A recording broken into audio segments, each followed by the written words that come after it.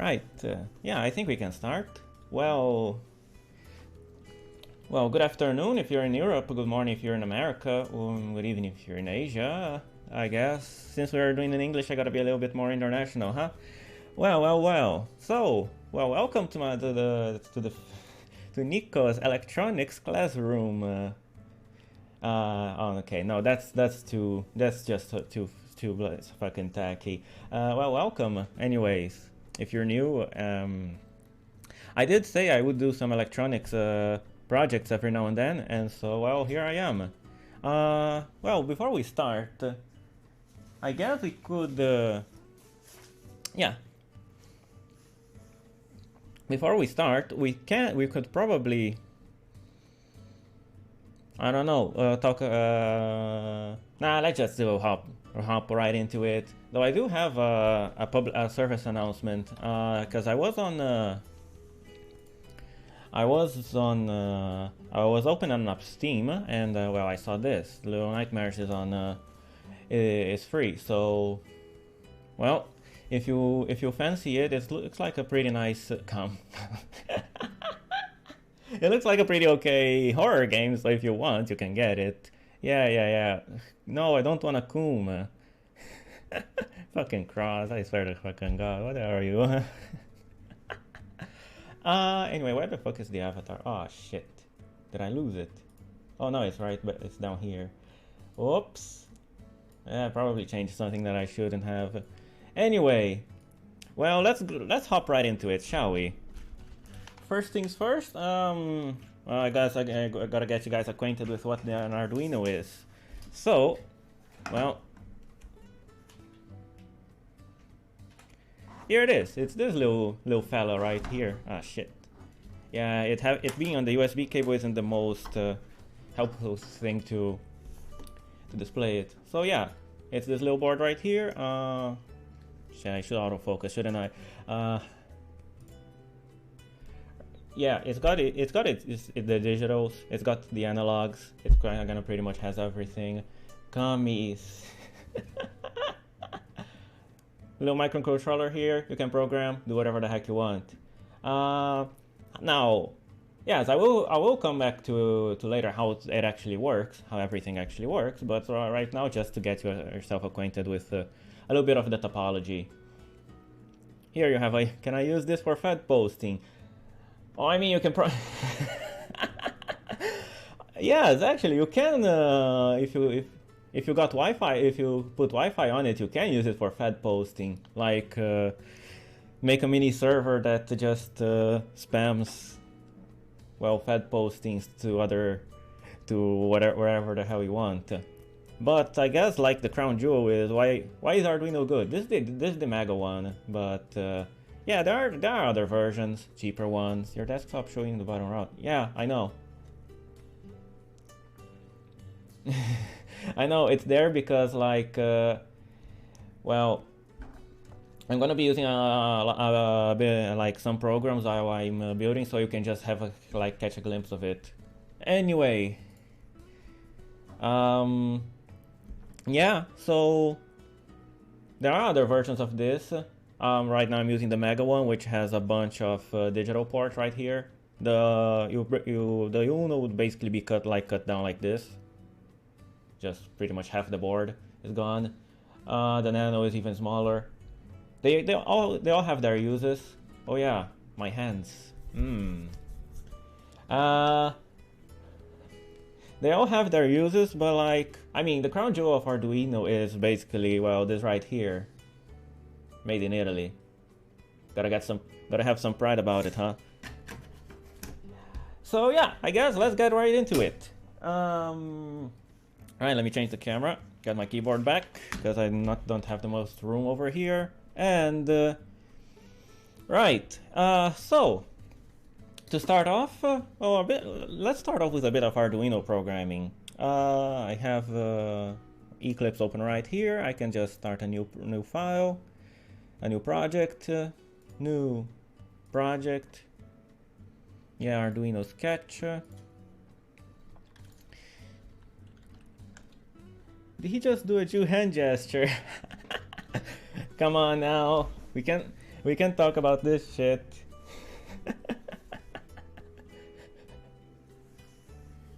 Oh god. All right. Anyways, well, project name. Let's start simple. Let's start with the hello world of Arduino. Yeah. Project name built-in LED. Yeah, it's already configured for the COM3. Built-in LED.ino. Right. So here you can see that imposter. I mean, why imposter? It's an Arduino, not an imposterino. Anyways, yeah, so here you have the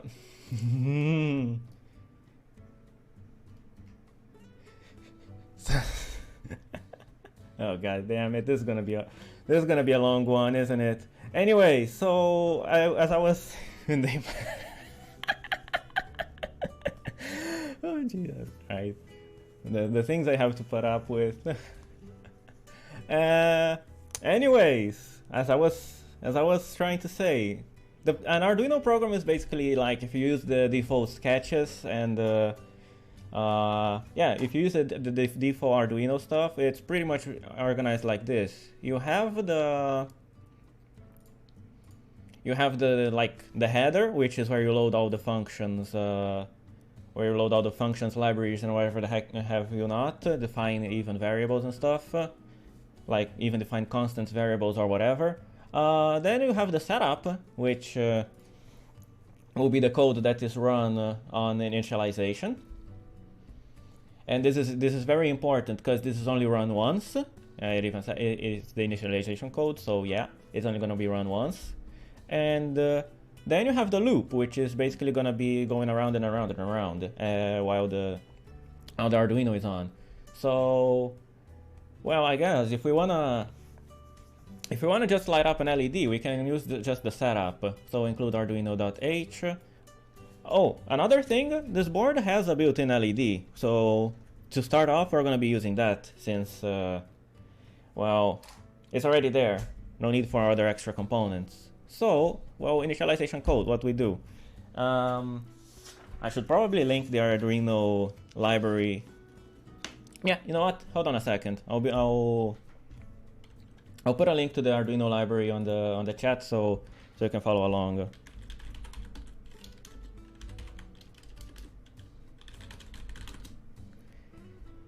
Arduino reference. I kind of have a cheat sheet here, so I don't need to be on the web page all the time. Yeah, this is it.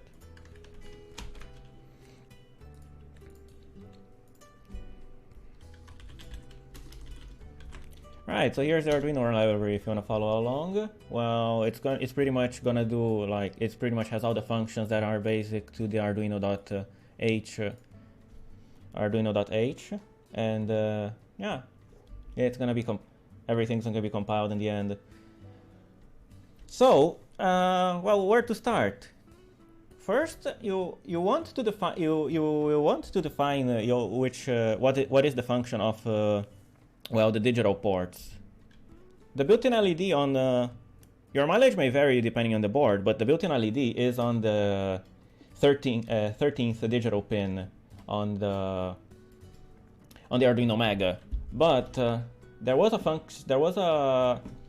is also a definition for the built-in LED. I'm not quite sure. We'll try it, but I'm not sure I remember what the constant is called. Since yeah, the built-in LED isn't really much used besides just testing it that it works. So initialization code. Well, we're gonna first define the function of the digital pin. So pin mode. I think it was built-in underscore LED output. Then you're gonna declare it as an output since you want to light it up. I am not sure. No, built-in LED could not be resolved, so that's not it. Ah, damn it. Well, we're gonna just gonna go with 13 then for this one. It is different on different boards, so yeah, just don't take this as verbatim. Oh, it's good to annotate your stuff. Well, yeah. So built-in LED pin for Mega 2560.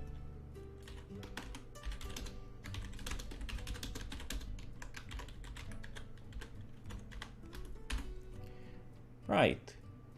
So we're starting it out as an output. So because we want to control whatever the heck it is connected to, and then we just digital, which is the function to actually output a signal. Digital write.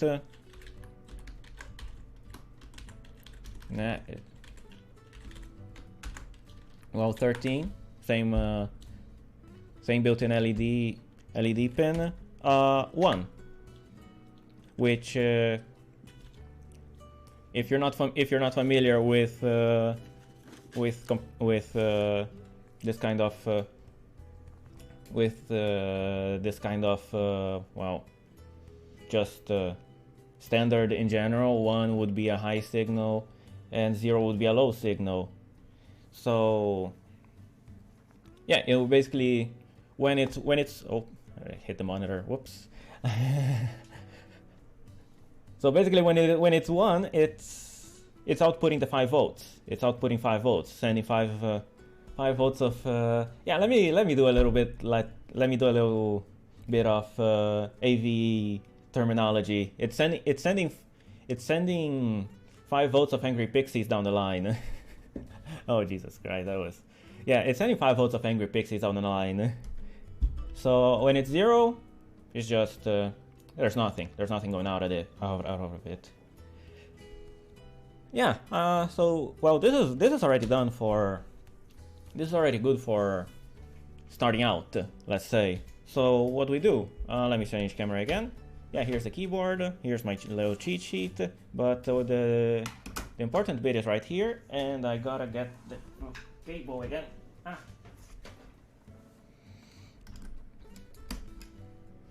Right, it is plugged in. I still haven't programmed anything, which is why there's nothing going on really, besides the little LED being on here.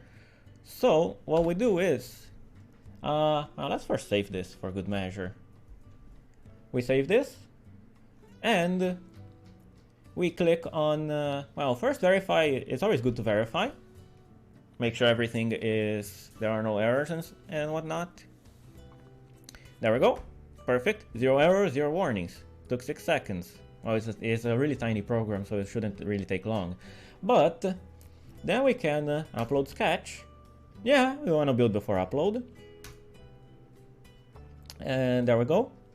Now the LED lit up, if you noticed. And yeah, if we press reset on the board, the LED is gonna flash because its default state is 0.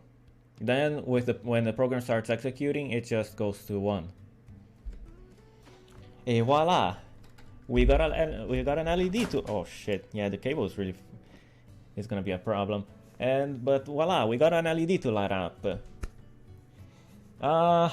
Yeah, I guess like, but this isn't enough, is it?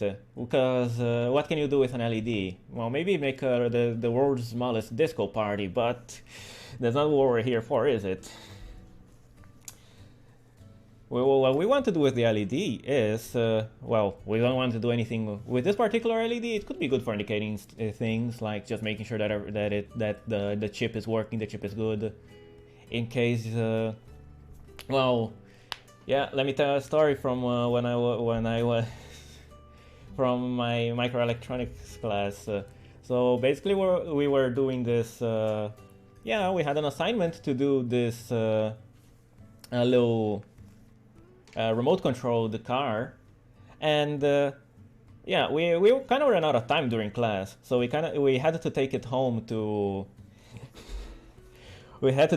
finish it, and well, turns out we like, yeah, one of the guys in my group wasn't the most interested, let's just say interested in electronics. So he kind of connected. How can I put this lightly? He fucking connected the. Fucking connected the 8 volt battery to the 5 volt rail and just completely wrecked the board. It was completely unusable after that. Oh man. But yeah, the LED is good. It's good. Moral of the story: the LED is good if you just want to make sure that it works. Another moral to that story actually is that how can I put this? Well, be careful of what voltages you plug where.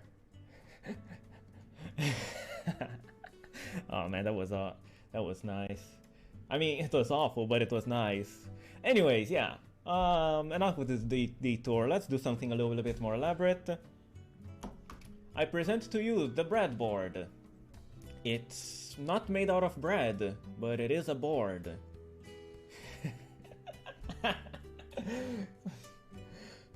Right. Now I present to you the breadboard. I'm not gonna make the joke again. Sorry.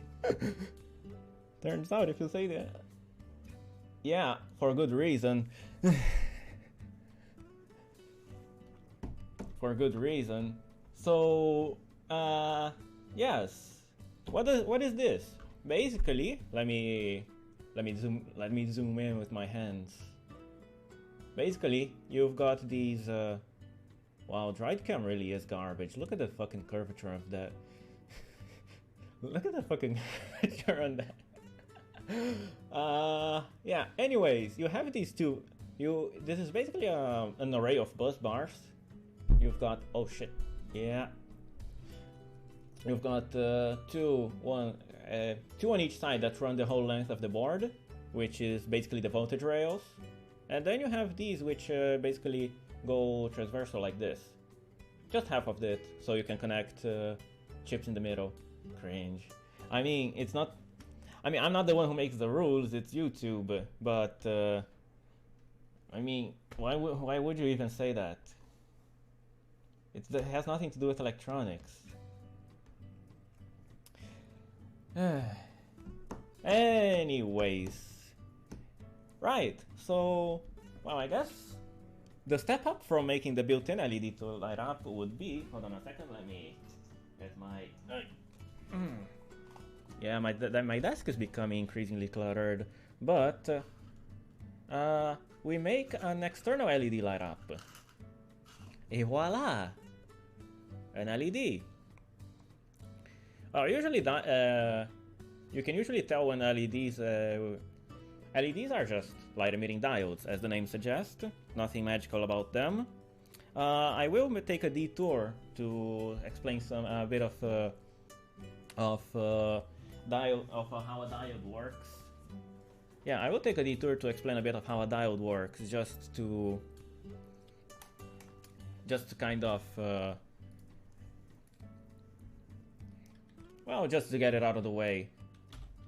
Anyways, here we are. One note is, yeah, it's working. Good. How good is it working? Alright, great. It doesn't erase though. The fuck? Fucking OneNote. I swear to God. Anyway, so you have the diode. The standard symbol for the diode would be this. I'm not the best artist, and I'm using the graphics tablet on my lap, so don't expect the drawings to be just expect the drawings to be just a little bit weird. You have the anode, you have the cathode. Also using standard labeling, anode, cathode, because cathode would be cathode would be written in with a C in English. It would be anode and cathode. Why it's labeled with a K? Well, it's because I guess I'm not sure that that's the actual explanation, but it's because cathode would be K, with the K would be how it's written in German. Not exactly sure how it's written in German. I don't know German. I don't really want to know German. I'll be brutally honest. Sorry if there are any Germans here, or well, Germans, Austrians, Swiss. I don't know if there are any of those here. I'm sorry. I don't really like German. I'm just gonna be honest here. But yeah, it's written in K because some German decided to make decided to define the diode, and yeah, we ended up with that. Anyways, that's not really important. It's cathode. Yeah, thank you.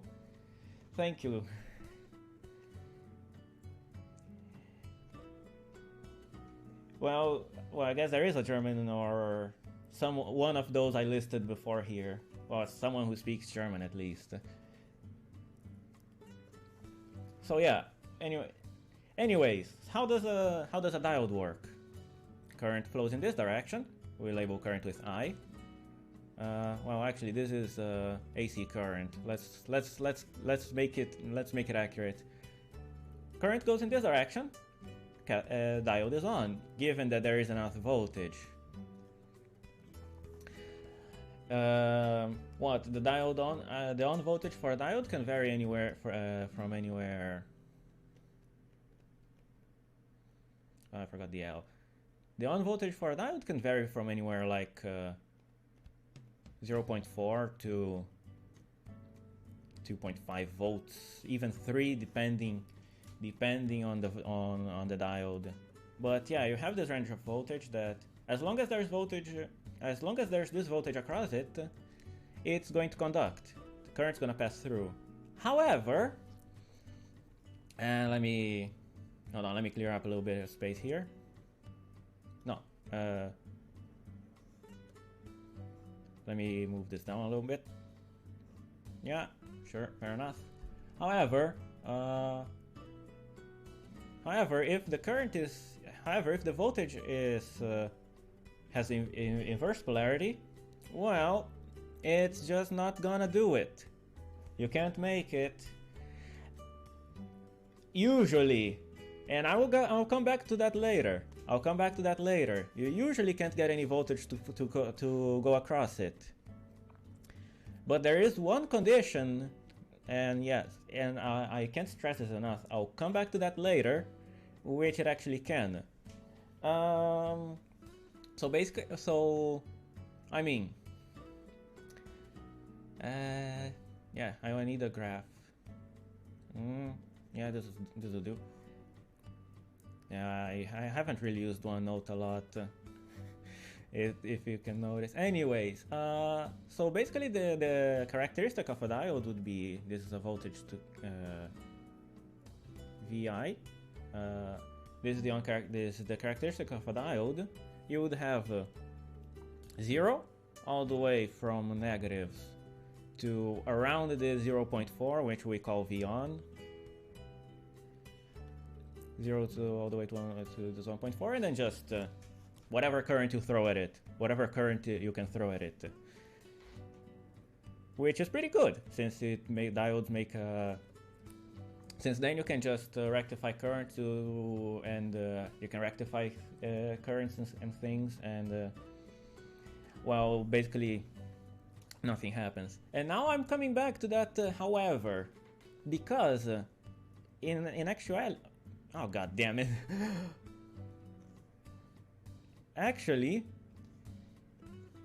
you have due to the way that diodes are made.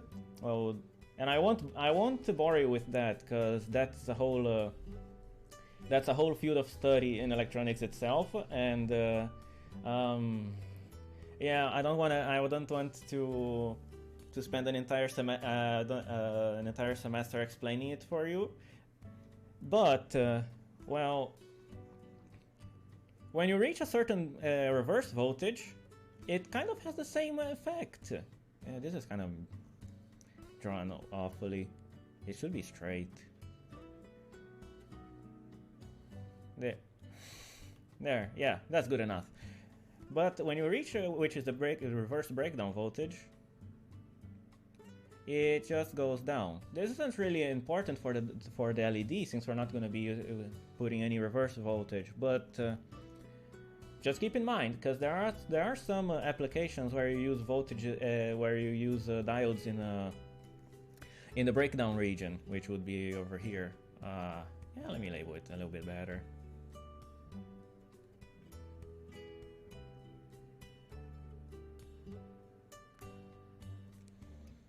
Breakdown,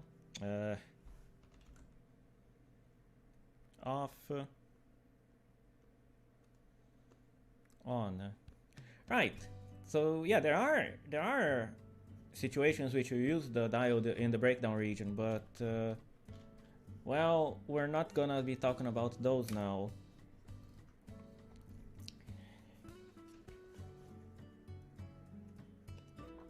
And right. So what is an LED? An LED is a diode which emits light. Sometimes I am amazed by how by my sometimes I amaze myself, yes, but no, that's not it. Yes, it is a diode that emits light, that part is right, but well, it doesn't really take a genius to find that out, does it? Anyways, so you have the diode, and it, well, has pretty much the same characteristics of a diode. You have your V on around, in this case, since there's a difference in materials, you have the V on, which is a little bit higher, around 1.8 to 2.5. Which, in contrast to the range before, which was 0.4 to 2.5, is, well, it's a little bit of a tighter range and usually requires more voltage, as can be seen. But, well, the difference is, depending on how much current it's passing through, it emits light. Arr, arr, arr. Come on now, behave. Please behave. I don't want to get banned here.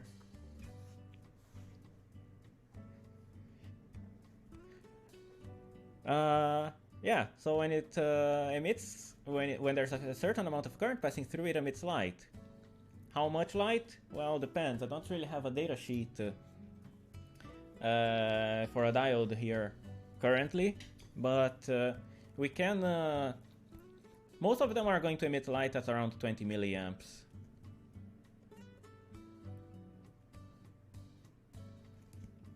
They're gonna have a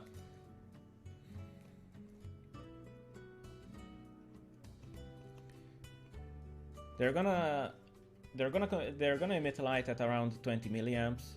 Maybe a little bit more. If you give them a bit more current, they're gonna be a little bit brighter. If you give less current, they're gonna be dimmer, but around 10 milliamps will be fine. And well, since now we have defined somewhat how a diode functions, I guess it's time for us to design the circuit for this diode, right? Well, let me open up KiCad here real quick. It's new project.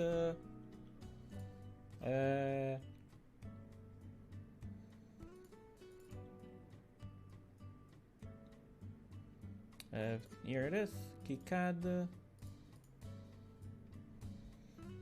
Yeah, let me just do a...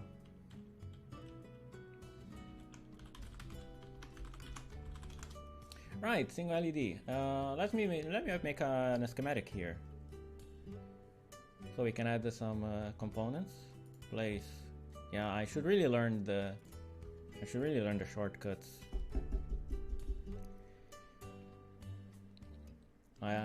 But you know how it is.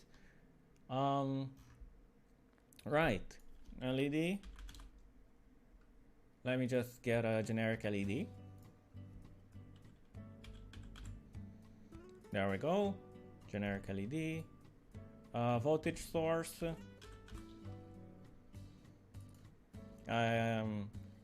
this isn't a simulator, so don't expect anything to actually happen. Just this is just to sort of get the schematic. This is just sort of to express, to convey what I want to do. And yeah, resistance, resistor. There. Oh, right, almost forgot. We need a ground, don't we? And a ground. There, you've completed a circuit. Yeah, we completed a circuit. There we go. Pretty simple. Well, it's not connected yet, but you get the gist of it. What was it? W. Yeah, it was W. To draw lines. Right, connect everything. We still don't have a value for the resistance. The 1 and R1. Oh, shit's almost fallen off the table here. Right, so we have D1 and R1. We still don't have a value for the resistor. Well, this is 5 volts. We know that the VDD is 5 volts.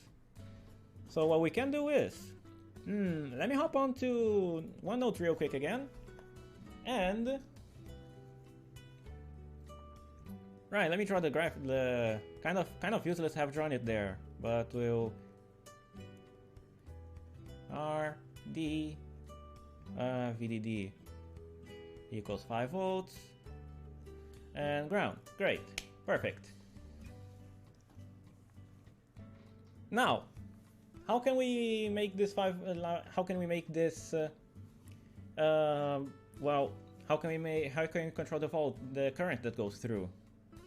Well, there is something called the Kirchhoff's law. I'm actually not sure how it's pronounced in English, but yeah, it's, well, Kirchhoff's law probably, or something of the sort. And most likely everyone has heard of it. It's even given in high school. Anyway, so Kirchhoff's law V equals IR. Well, no, that's Ohm's law. Shit. What the fuck am I saying? Yeah, so Ohm's law says that V equals IR. V equals IR. So we can define the current that goes through if we define the resistance.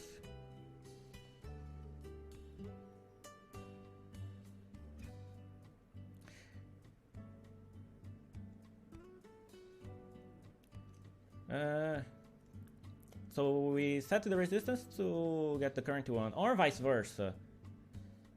Yeah, in this case, actually, it's better. In this case, it's actually better to do this to get the current we want to find the resistance. So we're gonna have a voltage drop of V on here, which we're gonna assume that this is an ideal. We're gonna assume that this is an ideal diode, which, well, that's not the case. Don't worry about it though. It doesn't cause that as much problem as you think. We can treat it as an ideal diode just fine. This isn't a critical system. This isn't. It's not gonna cause that much problem. And most of the things you will do are not gonna be that. That demanding, that you actually need to consider the non-idealities of a diode. Ah, shit. Righto. Yeah, it finally fell. Jesus fuck. Okay, yeah, it's still working though. I really need to get more room here. I mean, if I just hang the cable here, it should be better. Anyways, back to that. So you have the V on, which is fixed. So the only thing, so Kirchhoff's now this is Kirchhoff's law, which I was talking about earlier. Yeah, it kind of. I mean, you use Ohm's law inside Kirchhoff's law, but yeah, it kind of. I kind of got a little bit mixed there. Anyway, so F. Yeah, press F for the... No, I mean, the Arduino still isn't dead, so save the Fs for later. Implying that I'm gonna kill it. So you have VDD. And basically what we're gonna do is we're gonna subtract, we're basically, all the voltages here are equal to 0. If you do the sum of all the voltage drops here of the VDD and all the voltage drops, it's gonna equal to 0. So VDD minus V on, which we're gonna assume to be around 2 volts, minus IR is equal to 0. We need to find I, so delay, but hey, hello. I mean, I've just really started. You probably didn't miss anything. If you probably didn't miss anything that goes beyond. I mean, I'm not sure if you're in high school or college, but this is pretty much. I'm still pretty much at the high school level still. Assuming you did the diodes in high school, I know that not everywhere it's the same. So, anyways, the voltage this means that the voltage at the resistor would be around 3 volts. Makes sense. Okay. So, you have 3 volts. You have the current which you want, which is around 20 milliamps. Amperes, I kind of throw around a bit of like well, I shorten around a lot of words, but just to make clear, amps would be amperes, named after the physicist, an electrical physicist. Oh, okay then. I mean, I'm also not gonna do like the diode law and stuff, so yeah. I'm kind of gonna just keep it to the basics, since I know not everyone is familiar with this stuff. And well, all right. So we have the current we want, we have the voltage we want, so then we can the only thing left to find is really the resistance. So R equals V over I, which means don't move. Yeah, let me get my trusty calculator here. So 3 divided by 0.02, it's around 150 ohms.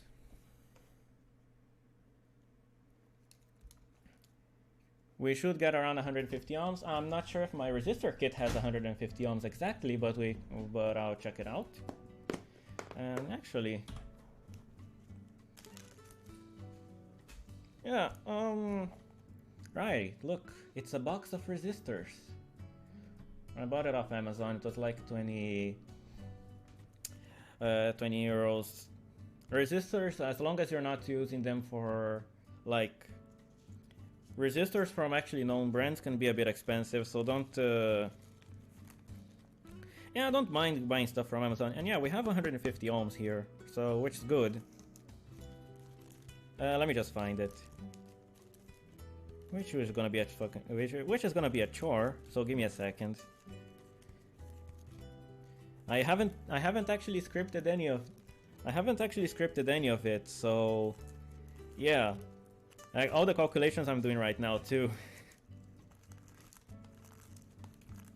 Well, in case I don't find the 150, I'm gonna take out the 220, which is not that different and honestly should work as well. Why'd they have to make it so... Yeah, I really need a... Oh, here, 150 ohms. Right, oh, brand new too. Alright. No, so let's put the resistors aside. Let's build our little circuit here. Can you stop? Stop moving. Yeah, what the hell do I do with this? I need to give it some slack. Yeah, sorry if it vibrates a little bit. I'm just gonna hang this here. Now it should be stay put. Stay put, please. Anyways, right, 150 ohms. 150. Let's go. Some plastic bag ASMR for those who are interested in that kind of stuff. Look, isn't it cute? Yeah, you can also tell how much it is from the... I guess, yeah. Guess it isn't focused. You can tell it from the markings, in case you can see them. I'm not sure if you can. But there are some thin lines here. You can tell what value they are by those lines. But I have it written right here, so I don't really... I can't really be bothered to do it. So, we got our 150 ohm resistor. Plug it in the breadboard, which once again is not made out of bread, but it's a board. And actually, as a side note, yeah, let me come back here to one note. As a side note, let me come back here to one note. Right, on LEDs, and well, yeah, I guess on the circular LEDs mostly, since the diodes kind of diodes are built. Why am I writing D? I'm forgetting the E. On LEDs, you have yeah, you have here the little light bulb. Let me color it to make it a little bit prettier.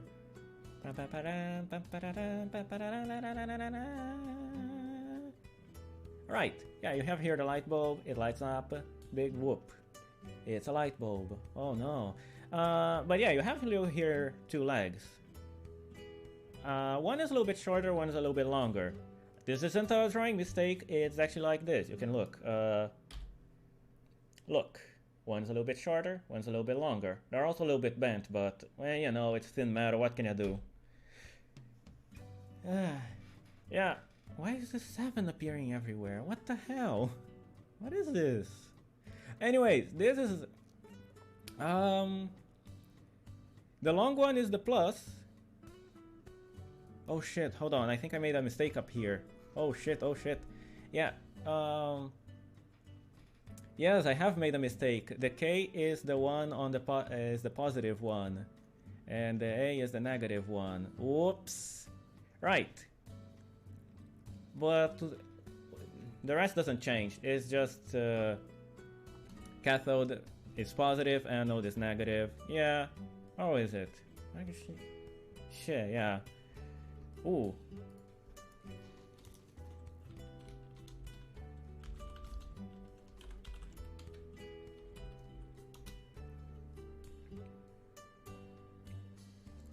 Oh no, it was right before. Whoops, yeah. Anyways. Yeah, it was right before. Yes, right, because electronics are a little bit different from chemistry, and I got a little bit mixed up. Anyways, yeah. Anode is the longer one usually. The anode has is the one with the long leg. And the cathode is the one with the short leg. And that's about it. That's all I can say about it, really. So we're gonna connect the long leg to the positive side and the short leg to the negative side. Yeah, here we are. So connect it on the same row as the resistor, since we're gonna be using this to limit the current. Put the resistor somewhere else. Now we got our little friend, the... actually, where is my wire? Oh, here it is. Get yourself a little bale of wire. Just whatever. You're gonna be connecting the cathode of the LED. This one's a little bit longer for where I'm placing it, but whatever. Right, connect it to the ground. I still haven't connected this to the Arduino, and I haven't because the Arduino is still connected to the computer. There's a reason for that. There's a reason why I haven't done it. And since this is just one LED, I can use the Arduino port directly without going through the... No, hold on. No, don't connect it yet. Right, let me turn this little doodad off. Yeah, as I was saying, I can go directly through the I can't go directly through the... No, this is too short. What the hell am I doing? Don't I have any longer pieces of cable? What the hell? Oh, I remember I had a ton.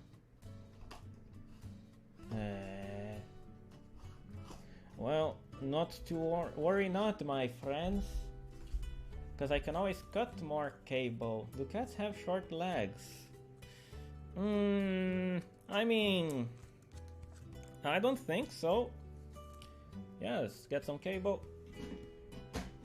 Get your snippers.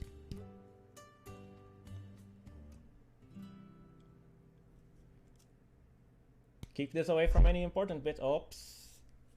Keep this away from any important bits. You don't want to snip. You don't want to snip your foreskin off. And well, right. You know, this is when there, snip. No, I was about to say, no, let's just leave it at that. Right. It's now an American cable. Anyways, after that comment, I think we can go back. I'm gonna use pin 52 since it's near, and connect this to ground. Look, I have a long black one, but I don't have a long red one for whatever reason. Yeah, I don't carry a lot of different colors of cable because I mean, you only really need to make to differentiate the main rails. Right, this should be connected properly. Well, there's no current flowing through yet, so yeah. What do you expect? And we can go back. No, not right cam. Get out of here. And we can go back to Eclipse. Also, yeah, another thing, I'm using Eclipse. If you're starting out, you're probably gonna want to use the Arduino IDE. Maybe. It's a little bit simpler to get started. It's this doodad here. It's this doodad here. It's a little bit simpler to get started. I don't really like using it. It doesn't have a lot of features. Like, it's really... Yeah, it's just really lacking. Anyways, back to the point. Let's get back to the point. Let's make this LED light up. I'll make it blink to do something different. Let's do something a little bit different for a change. So I'll put this on the loop. And I should actually... why did I name this built-in LED? I should just have done the LEDs. Anyways, let's do this on a loop. I need to on setup. I will also declare pin mode on pin 52.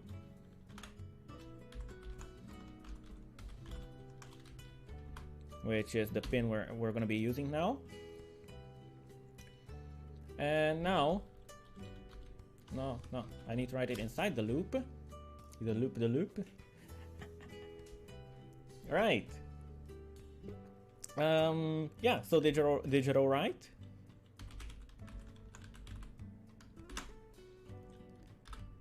Uh, 52, 1. Which is basically the same thing I did before with the first LED. Digital write 52.1. There we go. Perfect. Now, since we want to make it blink, let's say it blinks once every second. I add a delay, which is one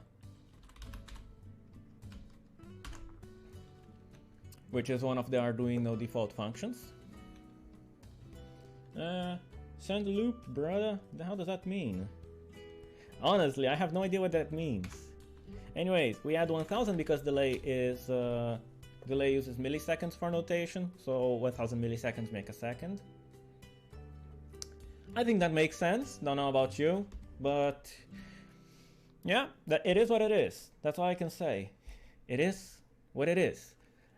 Delay 100, 1000. Then we copy and paste this. Don't be scared to copy and paste. You don't need to reinvent the wheel every time. I kind of did now, but yeah, do as I say, not as I as I do.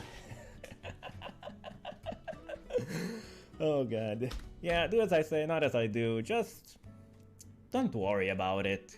And we had another delay. I could have copied both and saved a little bit of time, but yeah, I think you got the idea. Right, it's ready to go, so let's verify it. 0 errors, 0 warnings. Perfect. And plug it in. Right. The Arduino is armed.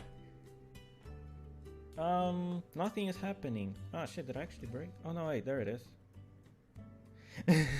Shit, I kind of got like, yeah, it's kind of scared me for a moment because I don't have a replacement one of these, and yeah, I would have prepared this live for, well, I'll have prepared for this for like at least a good 2 weeks, and then just have the thing died midstream for some odd reason, namely a drop. Why is there an 8 written there? I have no idea. Why the hell is it going on? Oh, because I'm changing camera. Whatever. Let's just... And we can upload this. Yes, let's upload this. Stop getting sidetracked. And what happens? There we go, it is flashing. We have a flashing LED, ladies and gentlemen. Then you can do soft start and all kinds of good stuff.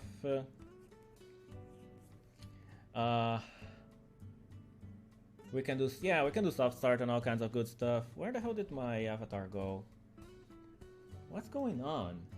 This stream is haunted. This stream is starting to get haunted. Damn. Yeah, here am I. Anyways, yeah.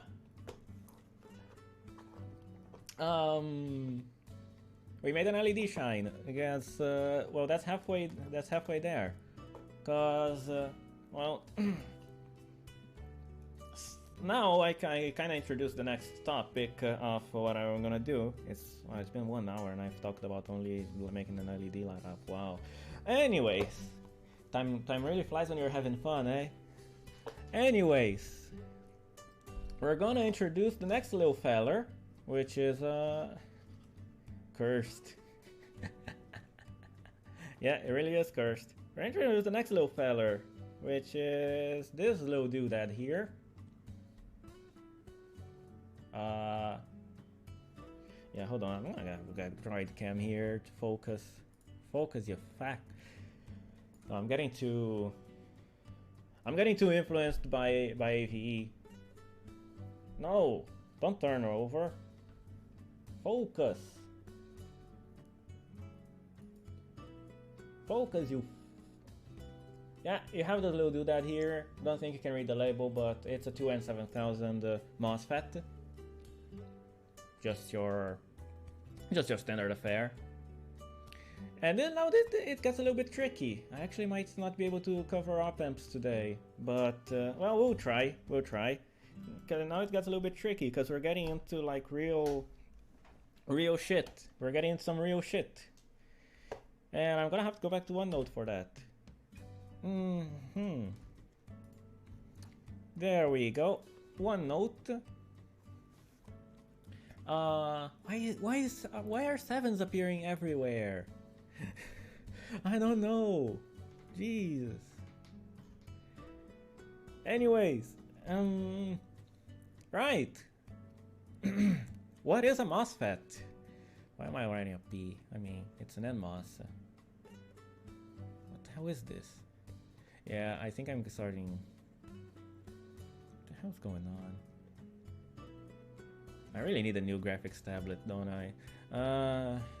This ain't working too good no more. Right, what is a MOSFET? Well, MOSFET doesn't really say much. And honestly, if you're not familiar with what any of the words mean, the actual long name doesn't mean much either. But I'm just gonna write it down for the sake of completeness. So yeah, metal oxide. semiconductor.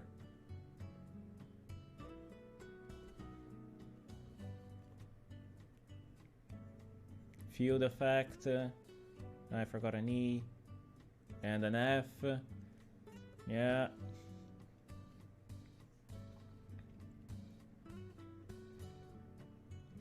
Transistors. Well, it's transistor, singular, but I have no idea why I said S. It's a transistor, there we go, metal oxide semiconductor field effect transistor. I'll probably talk about like it in detail some other time, but let's just get this over with. I actually like, let's just give the gist of it. So let's just get the gist of it, enough for you to understand what's going on. Right, so it's this little doodad here. This is an NMOS, so it goes, I think I put it too close.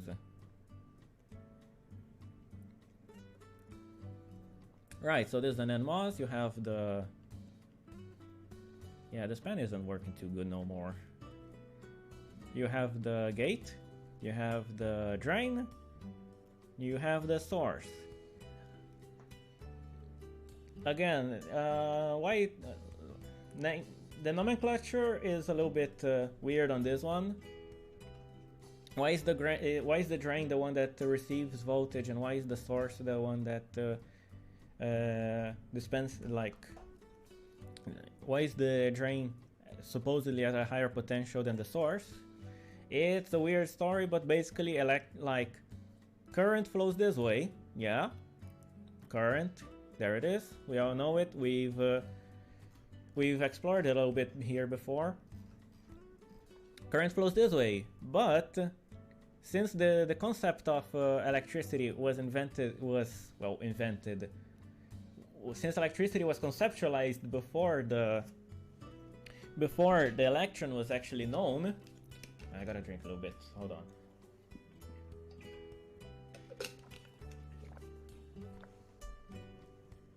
Yeah, since electricity was conceptualized before the electron was known, we kind of labeled current as going from positive to negative, which, when in fact, well, electrons flow this way. So we're kind of in a... It's weird. Don't try to understand, to go too much into it. It's just... yeah, when people are starting to mess with electricity, it was like this, but then it was too late to change it, and so we just kept it. Yeah. If you're not happy, sue me, whatever, I don't care. Anyways, the point is, conceptually, what happens? You have two voltages, which are important. VGS, which is the voltage from gate to source, and VDS, which is the voltage from the drain to the source, which I already labeled. This one is going to define whether the MOSFET is on or off.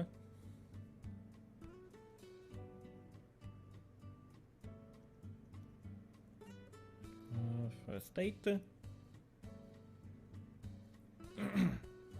And this one is going to define how much current actually is passing through it, and if it's operating in linear or saturation region.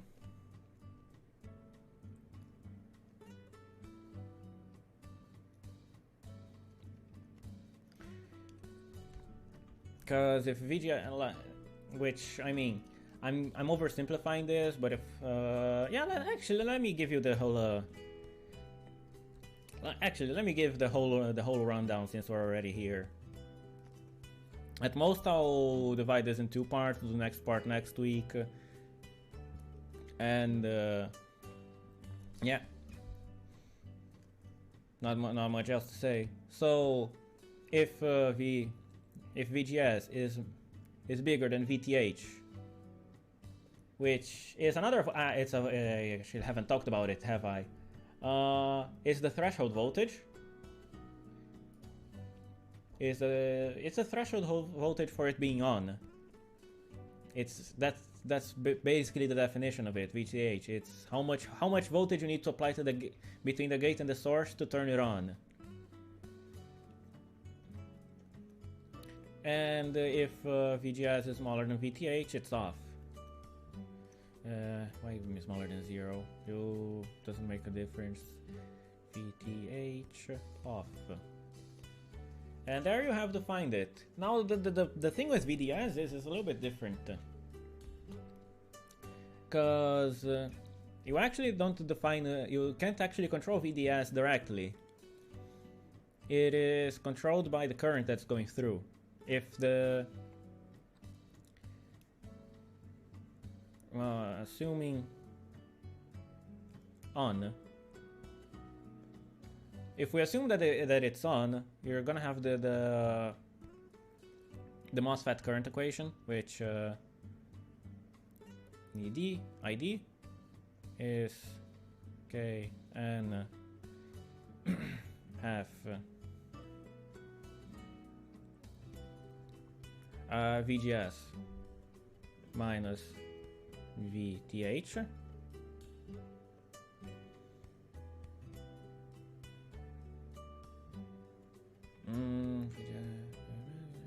squared,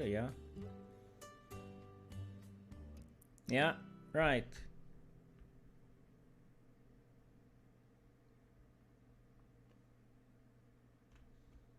One minus lambda VDS. I'm just gonna put this here for. It's not really important. This is channel length modulation. It doesn't change much. Actually, let me just keep it out. But yeah, you don't calculate VDS directly. You gotta calculate in the context of the circuit, because VDS isn't something you set. It's just whatever residual voltage is in the circuit is going to be VDS. But this is the condition saturation.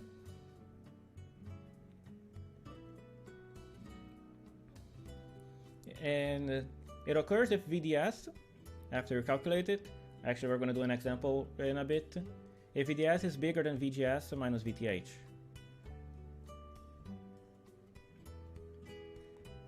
Then we have the linear region, which is ID is equal to Kn. Don't worry about Kn. Also, it's a process constant. You actually can't. I don't think any diode datasheets actually give it out. Like the definitive value of Kn, and it can vary a lot. So yeah, I'll also go through how you find the current and voltage relation you want. So yeah, Kn VGS minus VDS. No, not VDS, VTH. How am I doing? VGS minus VTH. VDS minus VDS squared half. If VDS is smaller than VGS minus VTH.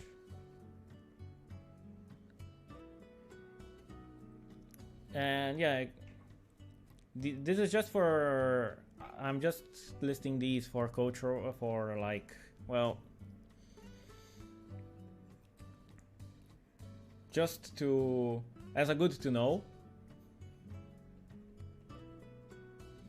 because in the end of the day we're not doing like actual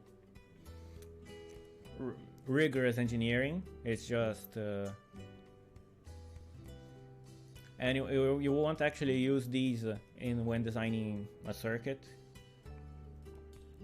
And yeah, and here we kind of close with the theoretical part of MOSFETs. This is all for the N MOSFET, just to be clear. I don't want people coming in on the comments and and saying, yeah, but this is just for N MOSFET. Yes, I know this is only for N MOSFET. We're only going to be using an N MOSFET now. So yeah,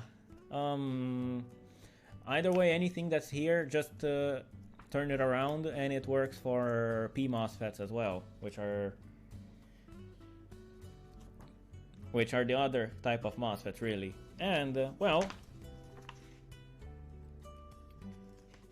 yeah. So let's get started with what we're actually gonna do. I'm actually just gonna use this. I'm just gonna keep using this. What the hell is this going on? Oh damn! All right. I'm just gonna keep using this. Should be fine, really.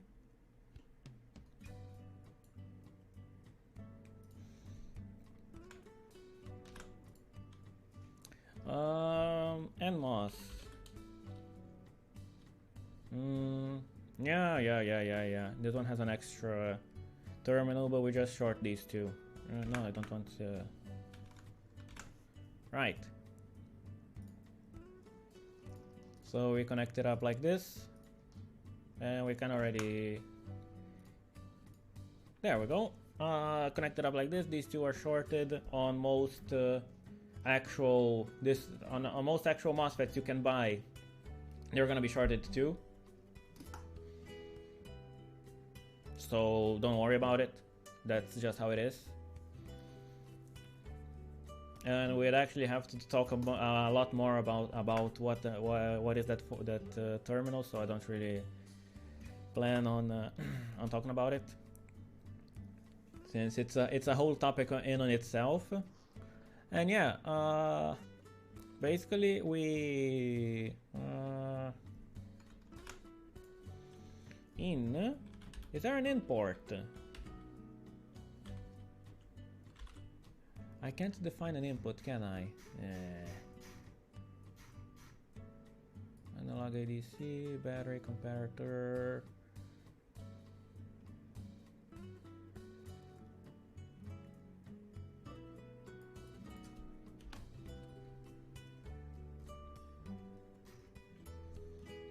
Generic symbols. There's a diode. Earphone.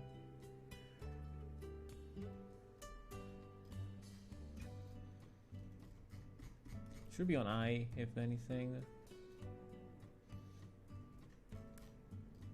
Nah, doesn't seem to have anything.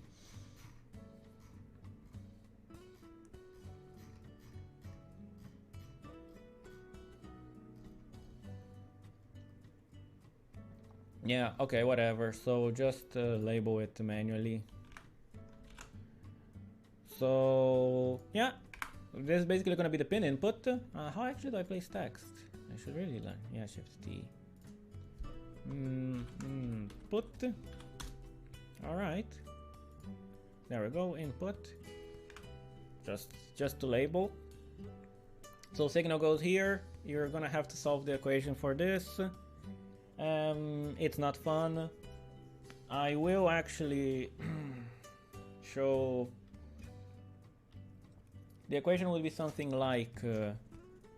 Let me go back to one note. Let me go back to one note. For our circuit,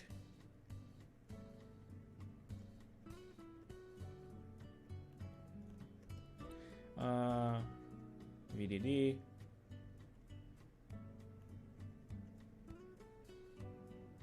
And this doesn't really need an order. I want to put the MOSFET on the bottom though, and you will see in a second why. So in ground. So for this we would be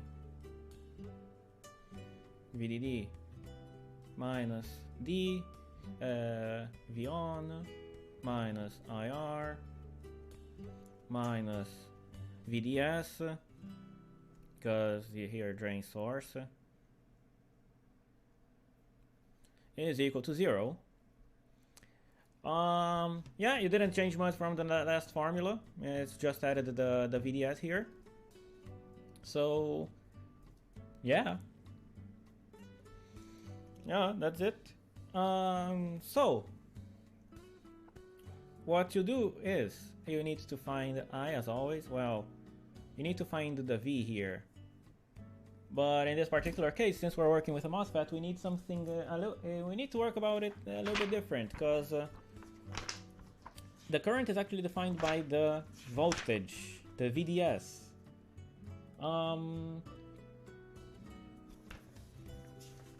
And I will show you in a second what I mean.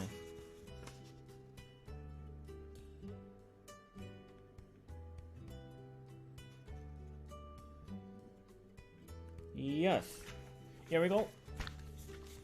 Switch the camera. I should probably put down. I'm really hitting the microphone now. I should probably put this a link to this on the chat. But you have this is the on-region characteristics. This is what's gonna be happening here. More voltage you give it, more angry pixies go through. Yeah, I think I'm gonna adopt this for myself, the angry pixies. Anyways, yes. You give it more voltage, more angry pixies. So we find here the gate source voltage is 5 volts since we put it since we're putting it on the bottom. And yeah, let me go back to OneNote real quick. This is the gate. Gate's gonna be receiving 5 volts. Source is gonna be at ground, so 0. And well, that's pretty much why I put it here. Just you get a clean 5 volts. No variability, nothing to like really get in your way. So you see here. Well, in our case, 5 volts is actually, we're only going to be needing 20 milliamps, and this measures in amps. So, well, we're going to have to guesstimate a little bit, but since it's in linear, what's that? I see what I saw JVE. Yeah. Yeah. I think I'm actually going to be using a little bit of his lingo here too, since I actually kind of like it. It's good to get the point across. So it's in the linear region. Yes. Are you a shroom? No. Why would you make that assumption? Like, look at my arm hair. It's like I'm not. It's like I wouldn't even be trying. Anyways, yeah, we can just assume that it's linear. So 20 milliamps is gonna be. Oh no, actually, yeah. So half an amp is 1 volt. So I'm gonna have to do some quick maths here, actually. Bam. So the slope is supposed to be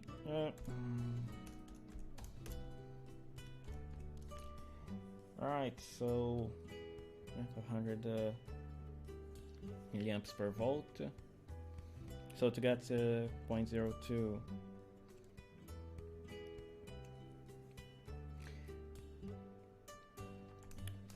milliamps.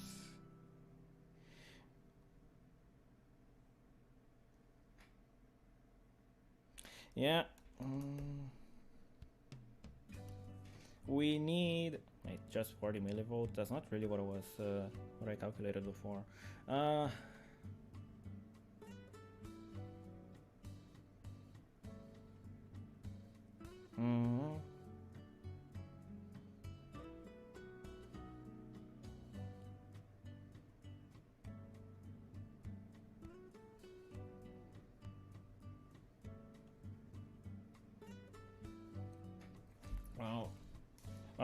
I actually did calculate this one before. It was coming out as VDS being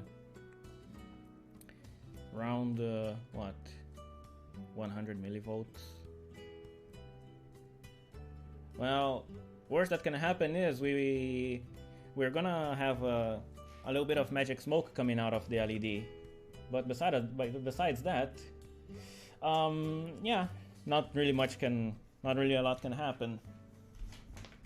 Anyways, we plug this value of VDS. We plug in the current. We plug in VDS, so we get IR is equal to well, 5 minus. We're gonna keep assuming that this is 2 for simplicity. 5 minus 2 minus 0.1 is gonna be 2.9. 2.9 volts. Yeah, so we're gonna be using somewhat the same resistance, I suppose. So yeah, I think we can keep the 150 ohms. That should most likely be fine. And if it isn't, well, guys are gonna be out 50 cents, huh? Yeah, let me just, is everything's plugged off? Disconnect this just for safety. And also so I can get a little surface to work on. Right, oh. This time we're not connecting it to the pin. This time we're connecting it to the voltage supply, so 5 volts. So, yeah, I'm kind of getting here a little bit. Yeah, I need to get the pin out here because need to get the pin out just to make sure. So source, gate, drain, gate is in the middle. Yes, well, yes, the gate is in the middle. So source, I have to open up the legs a little bit. Open wide. Here comes the airplane. No. Right, source go. No, hold on. Yeah, I'm doing this wrong. Drain gate source. There we go. Stick it in. Don't be afraid to use a little bit of elbow grease. Either way, these parts aren't really that expensive. It's like 30 cents for a MOSFET. So, yeah, I have 10 of them. And, well, now we can connect it back to our Arduino. Because, yes, we connect this here to the plus rail just for, can you actually see? Oh no, it's being covered. So we connect it here to the plus rail just to make sure, like, just for simplicity's sake, we get all the energy going through the rails. Change the ground because we don't want it here anymore, we want it here.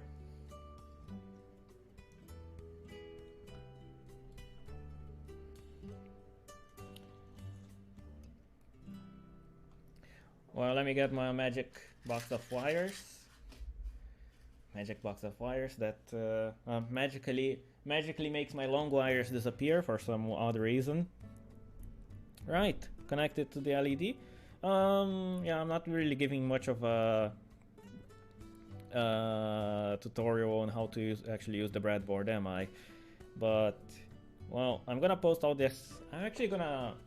I might actually download Fritzing to kind of show how the breadboard is laid out, and I'll put it on the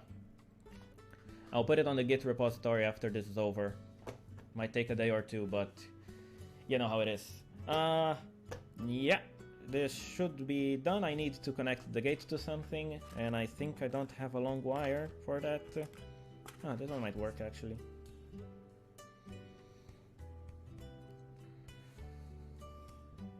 Yeah, that one works. Darn. Well, at least I didn't have to cut that one. Yeah, I can get it in. Good. There it is. It's in. We're in, boys. Right. Yeah, 150. The code should work the same, I believe. If it doesn't, well, I'm out of luck. Let's see. We really didn't change much. We only changed how we actually apply the input. Instead of feeding straight off the Arduino, the pin of the Arduino, we are actually controlling it through we're connected it directly to 5 volts and controlling it through a MOSFET. This configuration is kind of redundant, but It'll come in handy later if we have time actually. And you will see why. But just plugging it in should get it chooching. And let me change the camera back. No, I don't want this 8 here. Yeah, let me get it chooching then. I am... Well, you don't really need to see the Arduino, so I can cover it with my hand. Ba-ba-da-bum. And... It ain't working. And this, my friends, is why you should script this stuff. Hold on a second. Did I actually plug it properly? Oh, damn. Oh, damn. Did I actually plug it properly? Hold on. Can I get... I'll take the keyboard out of here. I'm not gonna use it right now anyway. Careful not to drop anything. My precious. Yeah. Take this out of here too. So let me lay this here too. So... There we... It's just off. It's just off the shot. Right, I'll put it here then.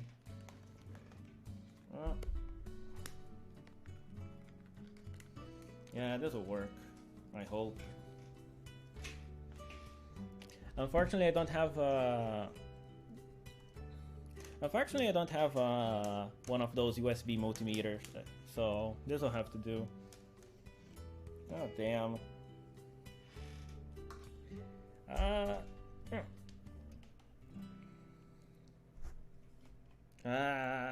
Yeah, I should have planned this properly. But you know, it's for moments like this that doing things impromptu is actually nice, because, well, would I be doing troubleshooting right now if I knew that something wasn't gonna work, or if I knew that everything was gonna work perfectly? Not really. What's the fun in that? Anyways, first things first, I want to see if the plus and minus are actually plus. Oh. Yeah, hold on a second. I might not even need this at all. I think I found the problem, ladies and gentlemen. Well, the wire going to ground was disconnected, and yeah, it just didn't want to chooch. Right, now if we plug it back in and... Right, take two. Let's go. Damn, I can fucking USB. I swear to fucking God. And it's yes,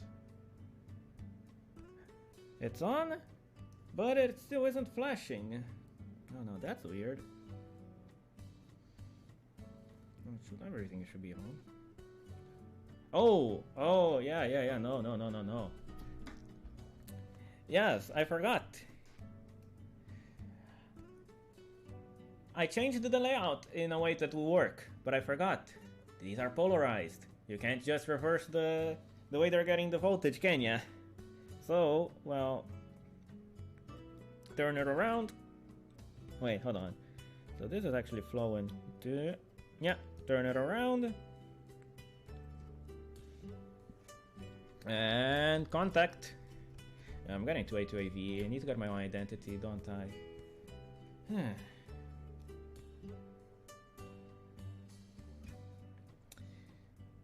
And there we go. We got an LED flashing. Damn.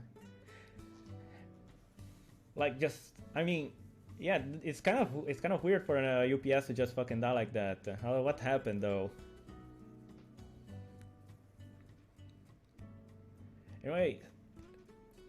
Anyways, here it is. We got an LED flashing. Whoopity fucking do. I mean, this is kind of being like a way too basic class now that I think about it, but I can't really go straight to the meat and bones, can I? Well, there it is. Now, well, I wanted to do a little bit of data acquisition, but we're gonna have, well, I think I might actually be able to do it in an hour.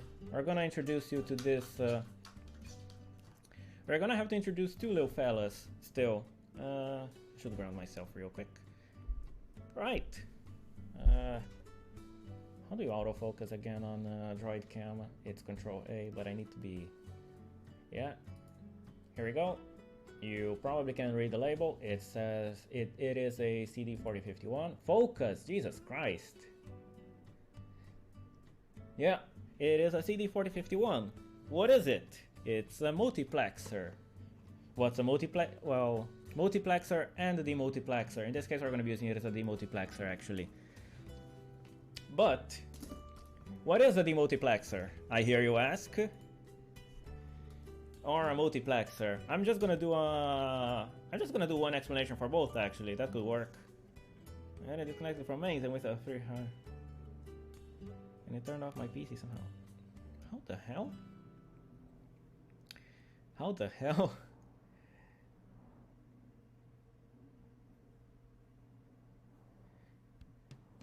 You might want to get the batteries checked on that UPS. Because 300 watts should be like pretty.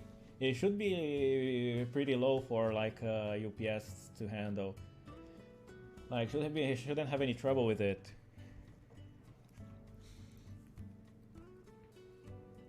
But yes, MUX, demux,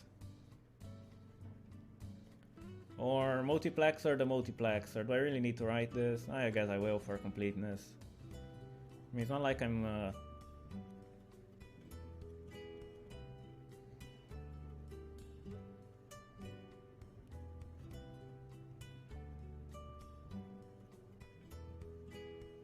yeah, multiplexer, the multiplexer. 109 power, retracing for 7 power, security to you too. Yeah, I mean, the problem in that case is, yeah, I mean, the problem in that case is that you're sacrificing current draw for capacity, isn't it? So it's not really the best idea.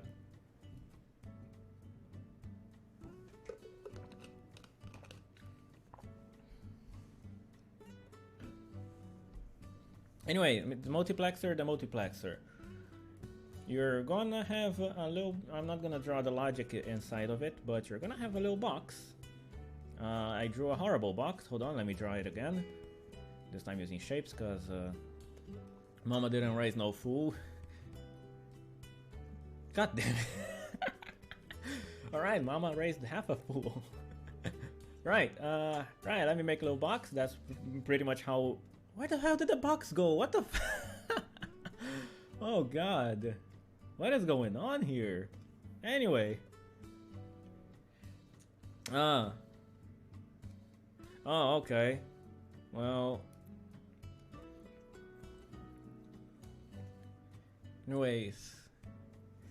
Well, in that case, well, yeah, I'm kind of clueless. Oh shit, let me go back to OneNote. Right, multiplexer, the multiplexer. Sorry about that. Right, so you have the MUX demux. I'm not gonna label it. Well, I say as I'm labeling it. It will basically take one. Well, in the case of a demux, at least, you're gonna take one data line. Let's make this. Let's actually do a little bit of better labeling, comma.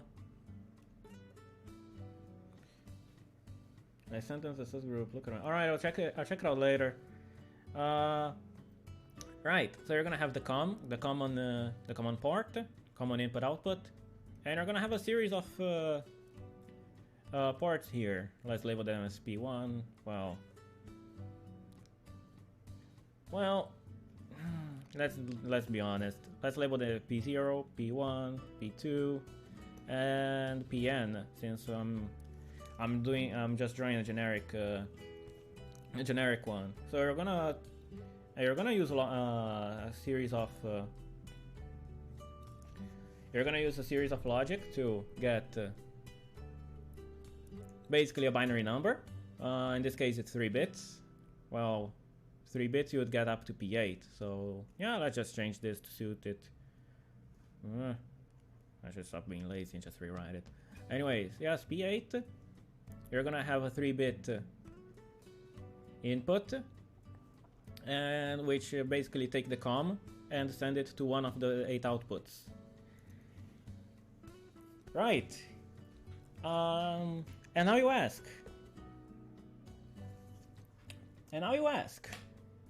Well, the Arduino has 50 odd digital ports, so why do you need a demultiplexer?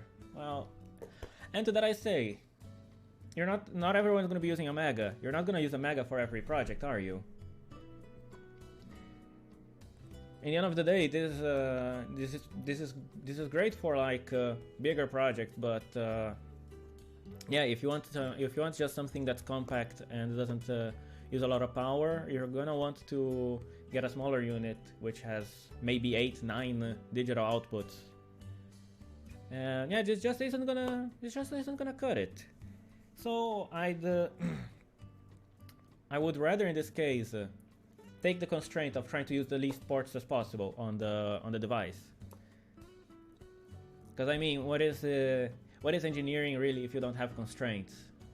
You're not supposed to. Anyone can build a bridge, but only a civil engineer can build a bridge that lasts and within a budget. It's just how it is. You gotta set yourself constraints. So use as little ports as possible. In this case, I'm gonna be using like 4 ports. 1 to send the data, 3 to select which LED to light up. And yeah, I should turn this off actually. And then yeah. So you have this. This is the multiplexer, demultiplexer. In this case, there's actually an enable switch here, so we can short this one to 5 to VDD and control it through the enable switch, which I think it would actually be a little bit better. In this particular case, of course, since we're not actually transmitting data, we're just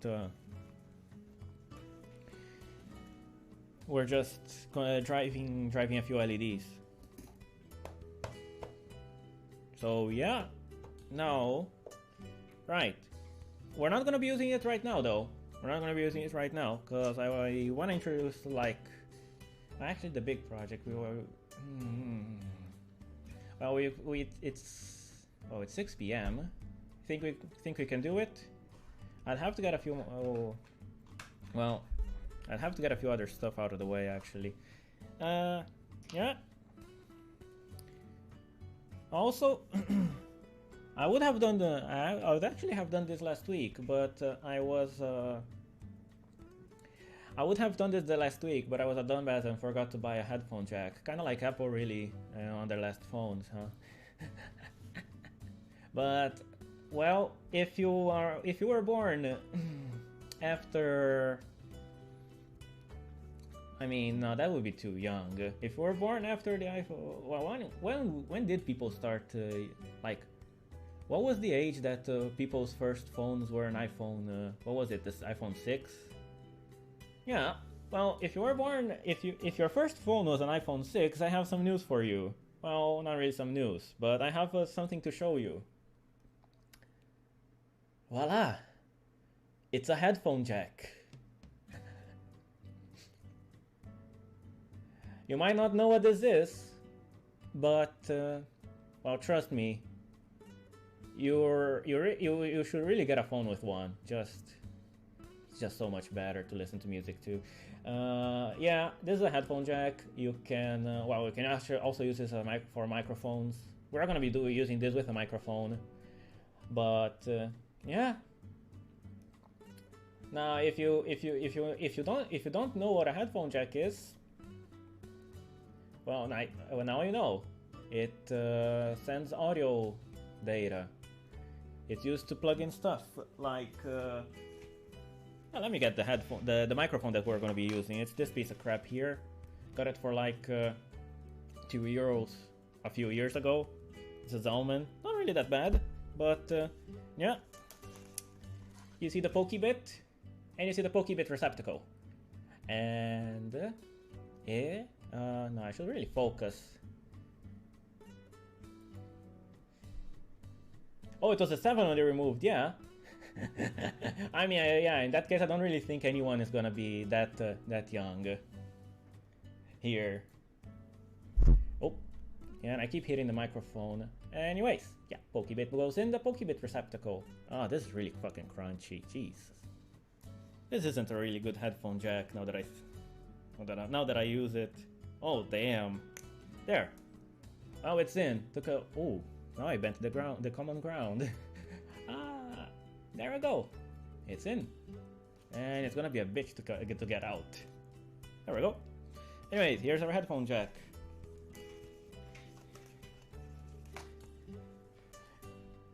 And on the odd chance that there are any Apple engineers watching this, you should feel bad about taking it out.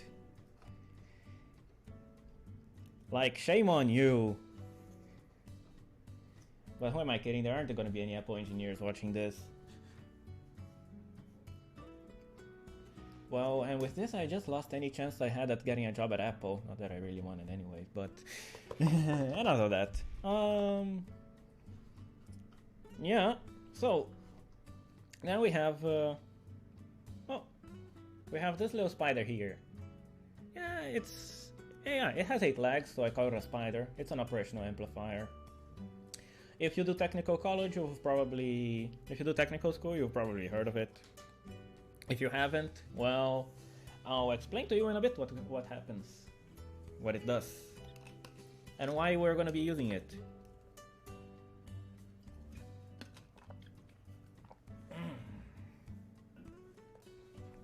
Righto! Oops. Yeah. Yeah, this is the first time I streamed, so I kinda it's the first time I streamed this kind of stuff, so I'm not really that well refined with my workspace. Anyhow, yeah, so get an operational amplifier. Yeah, you probably have, like, it's basically it's a staple of technical school. So yeah, operational amplifier. Little doodad has a negative, has a positive. Boom. So I'm gonna label this in minus, in plus, and out. And this looks like a V, but it's a U. Trust me on this one.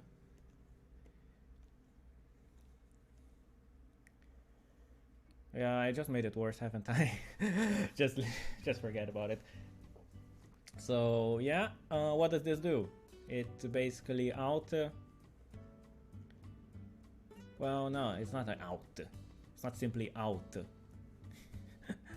V out is equal to V plus. Why am I writing I? V plus minus V minus. Yeah, I guess that's about it. Not really much to say. We usually use...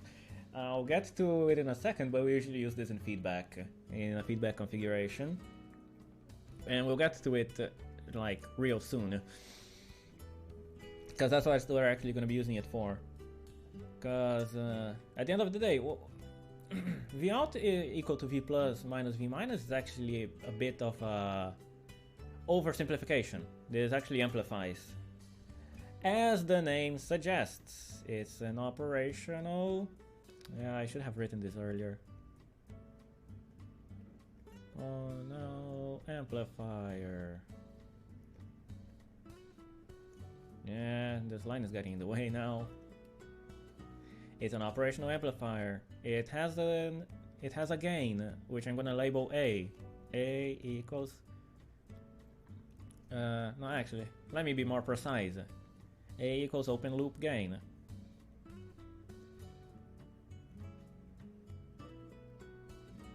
Alright.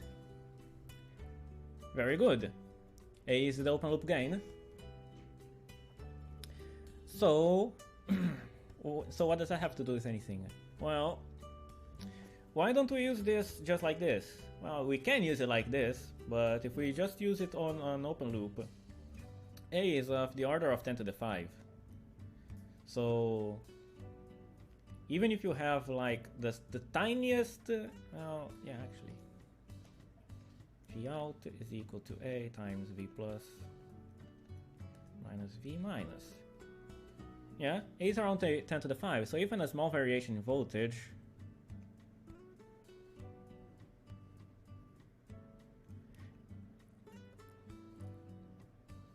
is enough. It would be enough to saturate it. And I'm actually gonna draw a graph to like kind of show it. So yeah, it should be fine. Yeah, they should be fine. No, I don't want to go that way. I'll just delete it. Oh, I swear to God. Fucking one note. Stop. Ah. How do I go back? How do I... Ah. Select objects or type text. No, I just want to move it. How do I go back? Oh, Jesus Christ. No, I don't. Yeah, hold on. Yeah, you're gonna have to bear with me for a second. I'm not familiar with one note on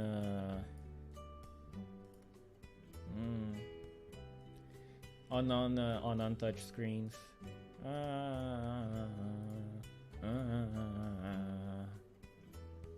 You know what? There we go. Yeah, that fixed it.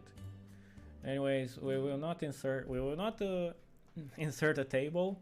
We will not insert the graph pre-made. We're just gonna make our own one. Sorry if it looks like crap, but yeah, it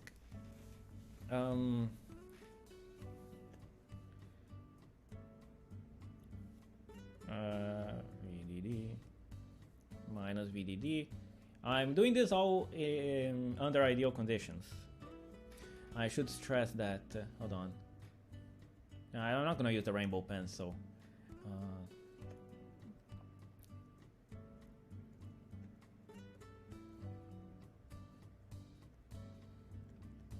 I don't think I've stressed this enough. Anytime I draw something of the sort, it's under ideal conditions. So yeah, basically you have a small signal like this. Let me, yeah. Let's say that yeah, actually let's say that this is V plus minus V minus. This we're using differential, we're using dual power supplies, but it doesn't matter. It's just in our case, why didn't it? I'll just do red. Yeah, no, I'll do red. In this case, if we just do open loop, it basically just goes like this. No, okay. Yeah, it just basically goes all over the place. Just basically goes all over the place. It's not good. Doesn't work as intended. Like you can't really know what the signal, what an analog signal is if it just goes all over the place like that. Which is why, because in this case it's just working as a comparator. To be brutally honest, it's just working as a comparator. So we usually use it in OpAmps and feedback. We usually use them in feedback. So yeah, in our case we're gonna be using I should have given more space, but where is it? Here. Right, minus plus, you have your input. V in, and you're gonna have your minus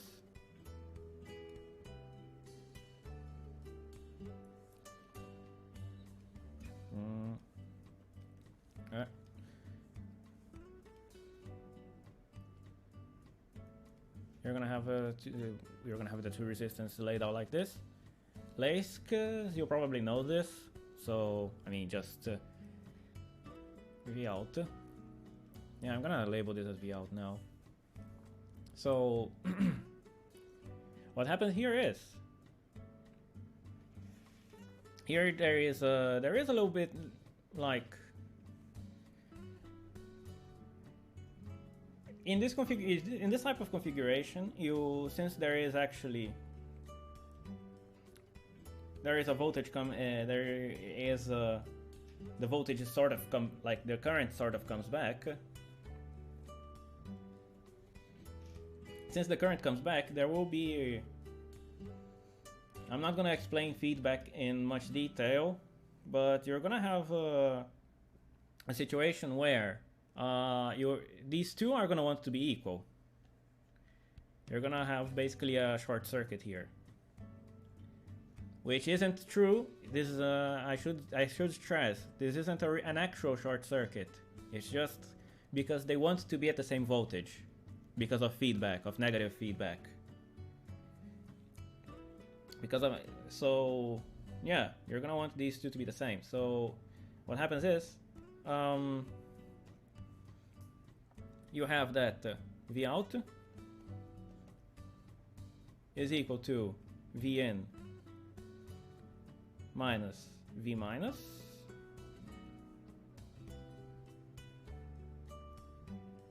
and AOL. Now I'm gonna differentiate, but the AOL here. This is the open loop gain, and you're gonna work it around a bit.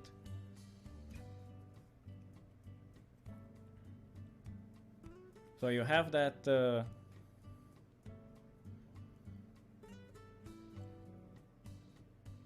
V minus, V minus is equals to the voltage divider here, because you see here there is a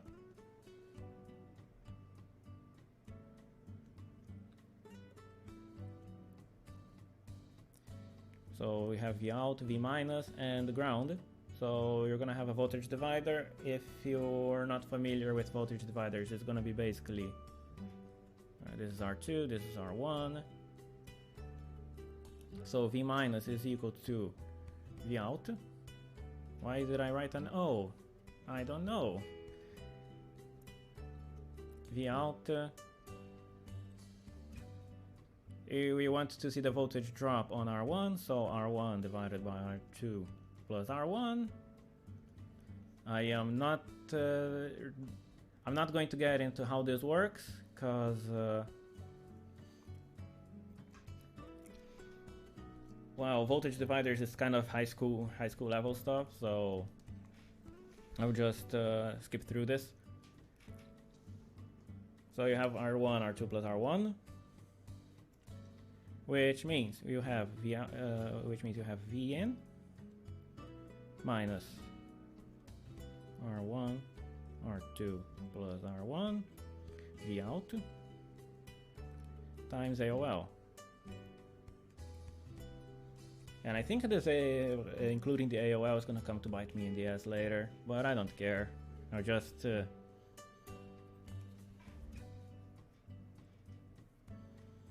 so V out AOL is equal to V in minus R1, R2 plus R1 V out. We put all the V outs on the same side. It's gonna be V in equals to V out plus, well, actually, why do I need to write V out twice? 1 plus R1 divided by R2 plus R1 divided by AOL. Actually, the AOL we can kind of ignore, but since we're never gonna reach this, we can kind of ignore. We're binding the feedback to to 1 plus R1. So then we get the gain in closed loop. Let me finish this. I'll explain later. We have the gain in closed loop, which is V out divided by V in, which is equal to V out divided by V in. Actually, let me expand this first. Yeah, this is always a problem for me. I always kind of do stuff out of order. So R2 plus R1 plus R1 divided by R2 R1.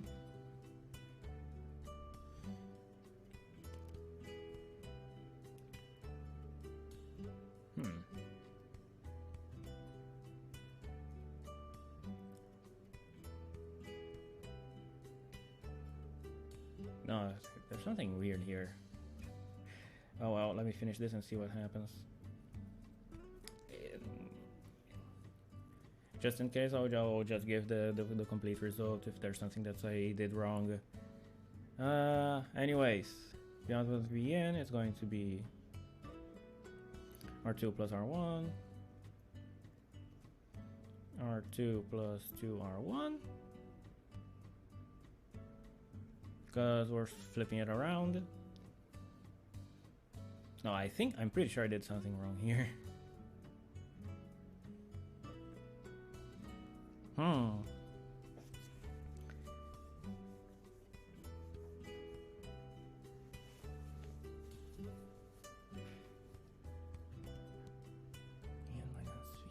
Yeah, I think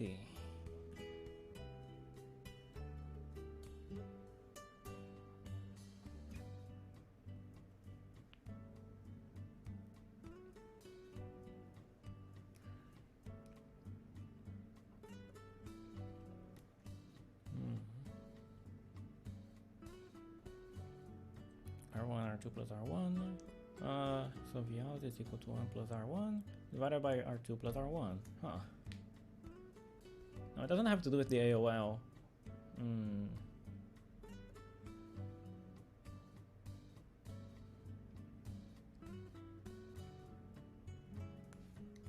Alright, let me backtrace from the end result. Anyway, we should be getting... we'll ignore this for a second.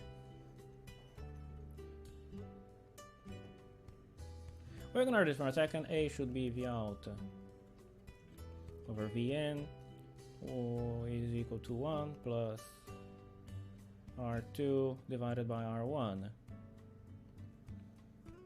Why am I not getting it though? Is complete. Oh, hold on. Well, this would be 1 plus R1 plus R2 divided by R1. And so far so good.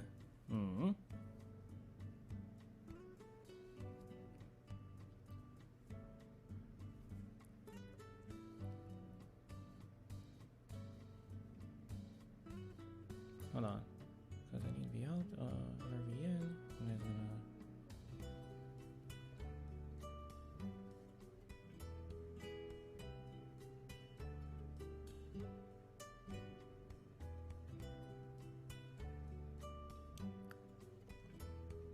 Yeah, I'm.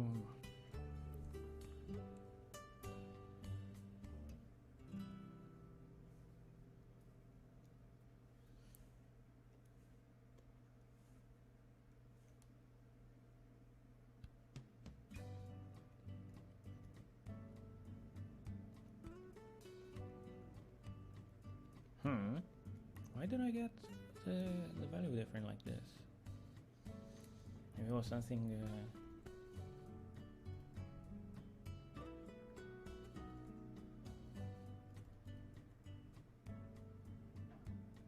Oh, cause weird.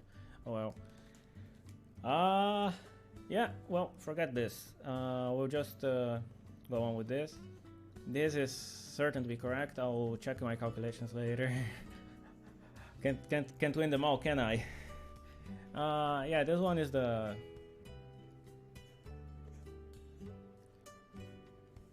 This one is the one, the definition 1 plus R2 over R1. So let's say if you want a gain of You can't get a gain of 101. You can't get a gain of 100, but you can make 101. See, because of the 1. At this point, it's about 100 anyway, for simplicity's sake. You just do R2 equals 100 R1, which would translate to R2 and R1 here on the figure.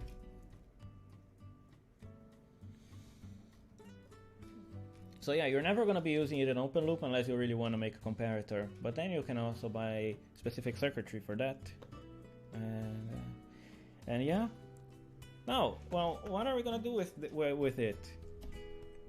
Why, we're going to amplify the microphone signal. Yeah, let me put it down then. Put it on the breadboard. First, I kind of wanted to go through the circuit we're going to be using. This one I actually have in mind what I'm going to do, so it's not going to take as long. Can I open a new schematic? Yeah.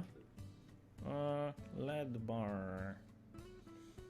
I actually have a one, but I'll just... No. I actually have one because I was kind of experimenting with it earlier, but... yeah, I'll just make... No, I don't want to... LED sound meter.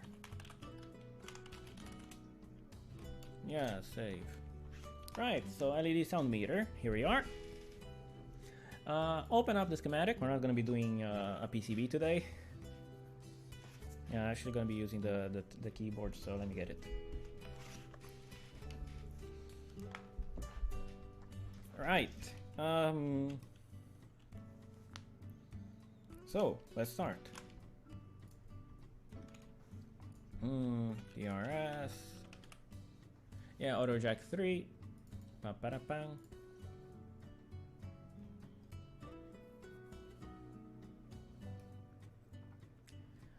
We're gonna need an OpAmp. Well, I'm using for full disclosure, I'm using the LM358.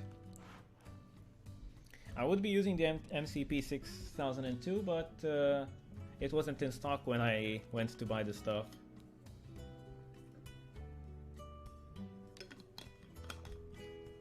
So, oh, yeah, I really need more room. LM358, bam. We have two of them. We're gonna be using both of them, and you'll see why in just a second. Right, so first one, second one, I'm just gonna put them like this. Let's make some wires. We're gonna ground the, we're gonna short the ring and the tip together. The sleeve goes to ground. I should actually add a ground. Then GND.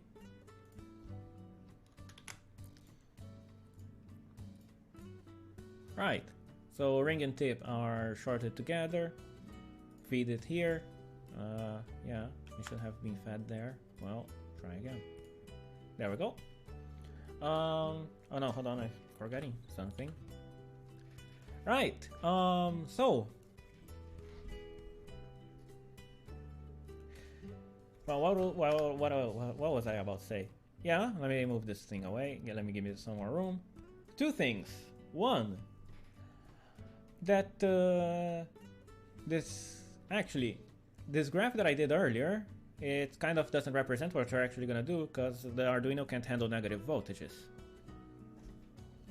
So we're kind of in a pinch. So because then we need to bias we need to bias the circuit to get it to actually work with the Arduino well. And also because the OpAmps don't really like going negative either. So we're gonna have to add a few more stuff here. And it's important to know why and why I'm choosing the values that I'm choosing and what's gonna happen. R. So resistor here, resistor here.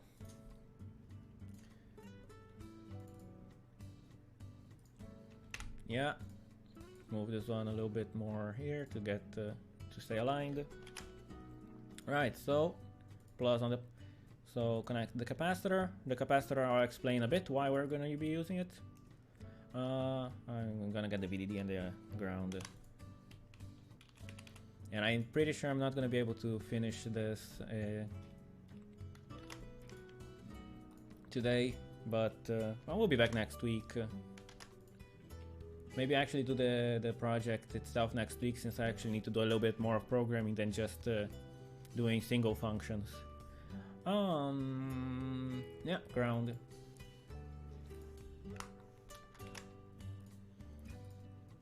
Actually, I mean, yeah, it's probably better to leave it to next week. Anyways, so what is this? I don't know, what is this? Well, let me finish labeling this stuff. Well, two things. This is going to bias the network on to bias the input of the OpAmp. What basically this is doing is, let me go on OneNote. What this is doing basically is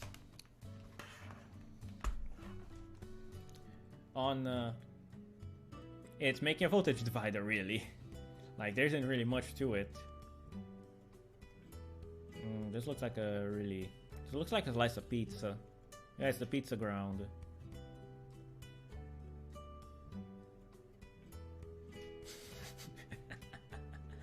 Oh god. Yeah, it's a pizza ground. Don't mind it. Don't eat your pizza off the ground, by the way. So R1, R2, V bias, VDD. Well, in this case, we're gonna have that V bias is equal to R2 divided by R1 plus R2 VDD. But since we want kind of to get half the voltage across, we are going to just make R1 equal to R2. Like, yeah, R1 equals to R2, so V bias is equal to half VDD. Simple stuff, really. Not really much else to say. Yeah. So then you have V bias, which is half VDD. So in our case, no, I don't want the eclipse. So in our case, we're gonna be getting 2.5 volts here. And this is where the capacitor comes in. You can't just have 2.5 volts going straight into the microphone, can you? You're gonna burn that thing. I don't recommend it. So you gotta get the capacitor here to isolate it, to isolate the circuit from to isolate the two circuits. Because when you put a capacitor across a circuit, you're basically on DC, at least. This applies to DC. On AC, it's a little bit more complicated. We'll reach it in a minute. In DC, why did I write in DE? I have no idea. What the hell is even DE? DD. Yeah, in DC, it's an open circuit. It's basically like if you drew two disconnected wires like this. So you're basically isolating the two parts, which is what also what you want, really. You don't want voltage flowing into that direction. But this comes with the caveat that now this is no longer a linear circuit, at least not in high frequency. And well, now I'm gonna get a AC analysis, and I'm gonna start with a little bit of AC analysis. If you're not familiar with it, well, I'll try to make it. I'll try to make it as simple as possible. But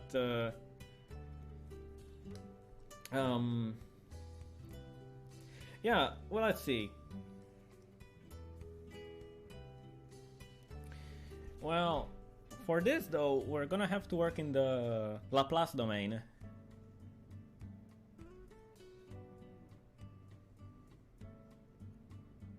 we're gonna work in Laplace and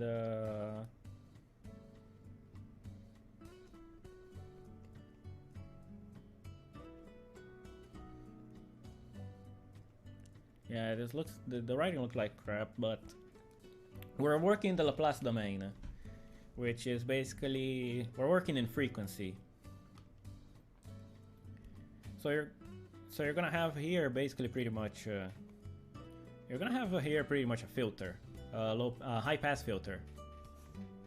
Because if we look in AC, if we just look in the AC domain, the circuit is basically capacitor and R parallel R, which is actually it's also R squared to R. Yeah, it's half R squared. It's half R. Why did I write? Yeah. It's half R. So you're basically making the circuit and you want the voltage here. Voltage of in, well, V out in this case. V fill. You want the voltage at the filter. Well, what this does is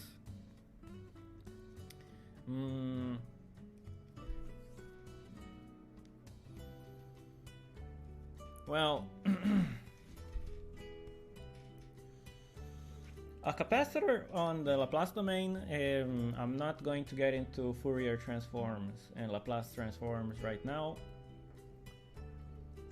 but you basically represent it by 1 over j omega, and this looks like a U.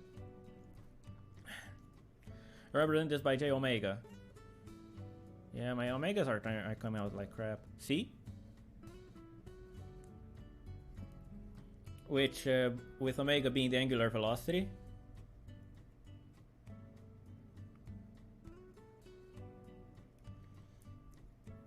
Yeah, and R is just R, because it's it's a linear component. The only one not introducing that kind of oh no, I don't think linear is the right word actually. Is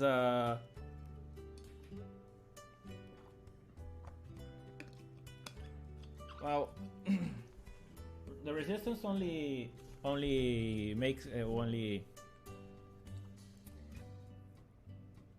well.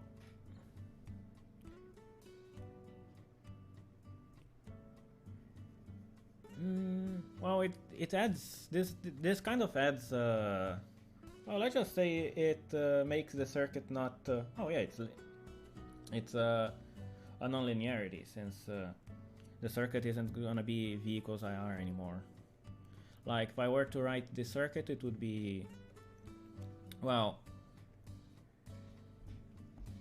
the current going through a capacitor is 1 over C dV/dt. I'm not gonna get into derivation right now, but basically this is kind of this is depending on this is dependent on the state of the circuit. So yes, it's not that it adds a bit of well, it makes the circuit reactive instead of just active. Anyway, so you have j omega c, you have R. This makes a voltage divider, so it's going to be I'll name this R prime. So this is gonna be R prime over R prime plus j omega c. No. 1 over j omega c, sorry about that. So you multiply top and bottom by j omega c. I could just give the answer, but this is a little bit more in depth. And we would get j omega rc divided by 1 plus j omega rc. So it's going to be RC times j omega 1 plus j omega RC. This is a 0 at the origin. Doesn't really matter much in the circuit. This is also... We're gonna be amplifying it later, so this isn't very important right now. We need to worry more about this. Because also I don't think I have a capacitor big enough to make this, to mitigate this. Yeah, I don't really think I do. But anyways, this is a 0 at the origin, so we can expect the behavior in frequency to be we can expect the frequency behavior to be something like of the sort, like this. And this is a pole at well, omega equals to 1 over RC, which means it's going to add to change the slope to just a straight line at 1 over RC.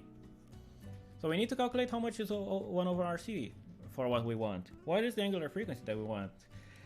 In this circuit in particular, we want it to be as low, since we don't really we want to filter any of what the microphone is going to be picking up.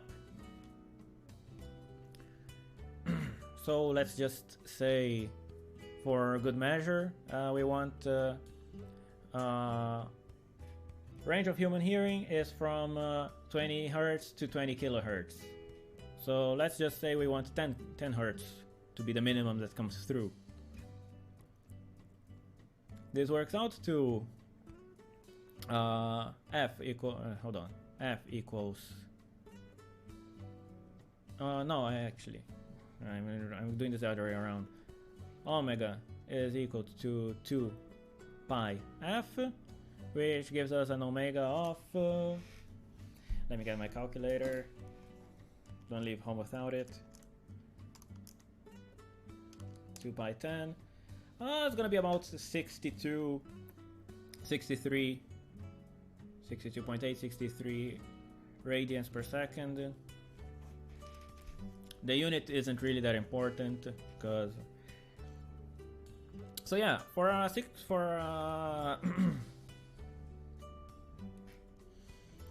such a low angular velocity, we're gonna need a big beefy capacitor. And in fact, I have my box of capacitors right here. These are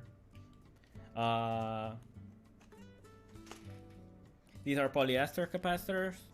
Doesn't really matter much if you use polyester or ceramic, but if you're gonna use electrolytic capacitors, you're gonna have a bad time. And the biggest, and we would like to use the biggest, beefiest one, just because it's such a low number, so we don't have to use an absurdly high resistance. The biggest one I have is 470 nanofarads. So we're gonna add that as a baseline, 470 nanofarads. So we want R to be 1 over omega C, which, calculating, 1 over how much was C? 470. 470 minus 9. No, this is our prime, first and foremost. Yeah, we get 33 kilo ohms, which is pretty okay. It's pretty okay for a capacitor, but remember this is in parallel, so we want the resistances to be double this, so 66 kilo ohms. Now for resistances, what values do we have? Because, well, you can't get a you can't really rely on having the exact values, can you? Well, we have either 51 or 68. How much does it change if we use 68? Well, 1 over 68 half is going to be 34 times 470.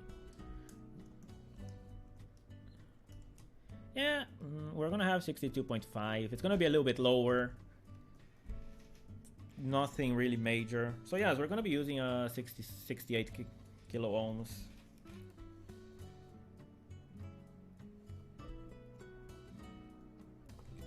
Right, 68 kilo ohms.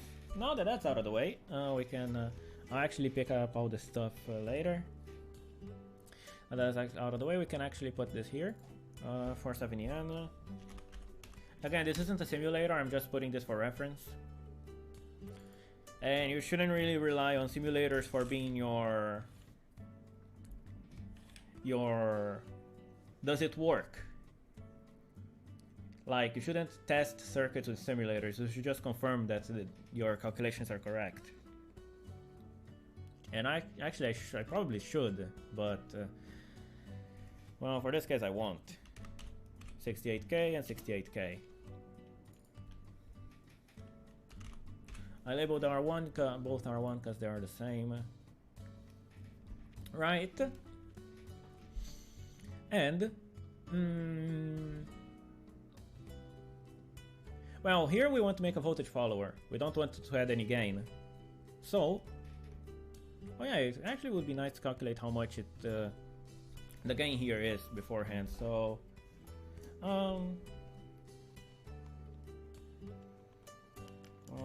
divided by. Ooh, that's quite a lot.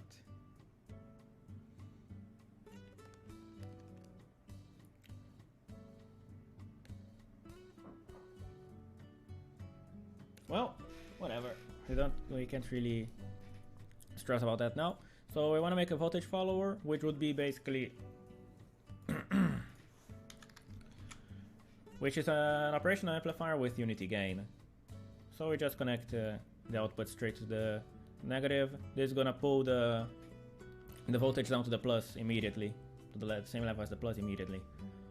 Now I want to make a low pass filter to, well, filter out all the noise.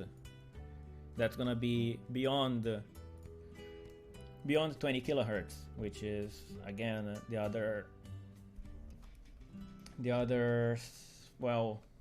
upper limit of human hearing. Because it doesn't really matter if you're speaking beyond 20 kilohertz. Nobody's gonna hear you. So yeah, if your voice is a little bit high pitched, I have some bad news for you. So anyways, how do we do this? A low pass filter. Just the same way we did the high pass filter here, we can do a low pass filter by adding a capacitor and a resistor. So, except in this case, instead of having the resistor shorted to ground, we're gonna have instead of having the resistor connected to ground, we're gonna have the resistor connected to the input. I think I put it too close. Right. So add the resistor, add the capacitor. This one goes to ground.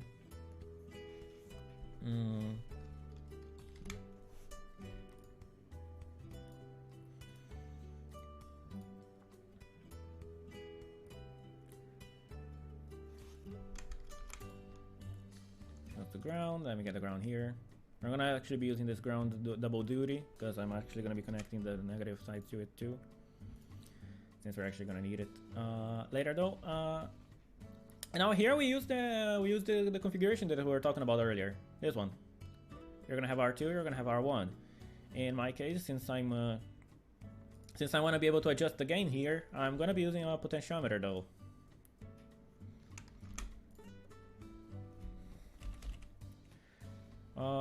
Yeah, the potentiometer.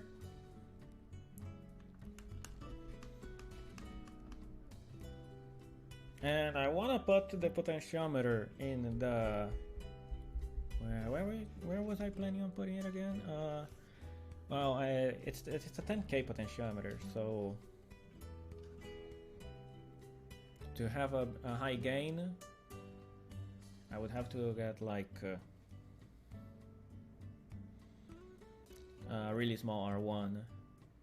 Right, I'll put the potentiometer on R1 then, because then we can have a from unity gain to up all the way to really fucking huge gain. And so yeah, on Gitgud, we come back here.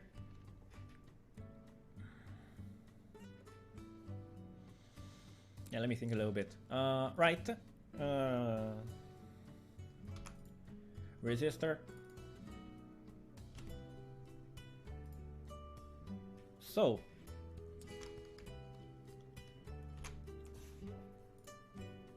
boom, boom, boom, and this connects to the minus, and there you go. You have got yourself a a variable gain amplifier.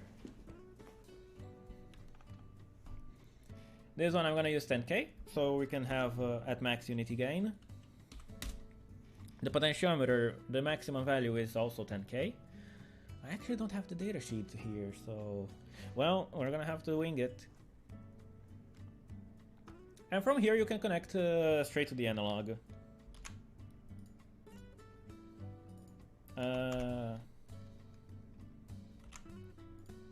To analog. Righto. Yeah, so here you can connect straight to analog. So, well, let's try building it then. Let me get the multimeter out of here. Ah, damn.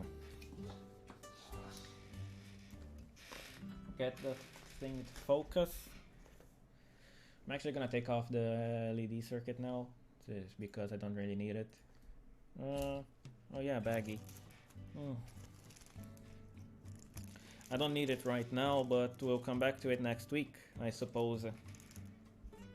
Since it's already 7, and I don't really think I can stretch this too long.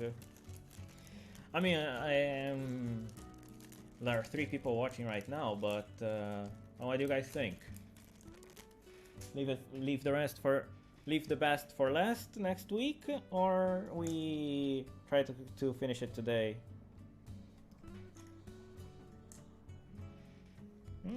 Yeah, just unplug, just pull out all the wires. I'm gonna need a headphone jack now, but anywho.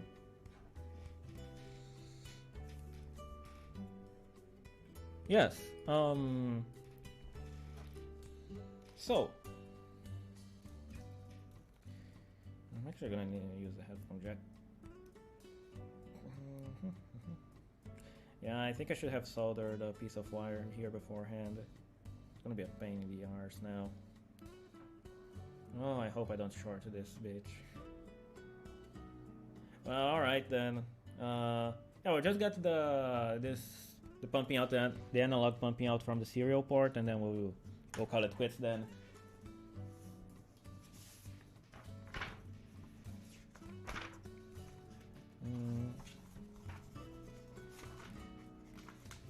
I don't understand anything electronics are going tough either. Oh, well, I mean, yeah, it's a bit. I mean, that's pretty young. Most of the stuff I'm talking here, you actually learn during high school too. Just more the electronics bits, which are, well, just more of the electronics bits that are kind of complicated. But I mean, if you end up going for technical school, or like do engineering in college, pretty nice.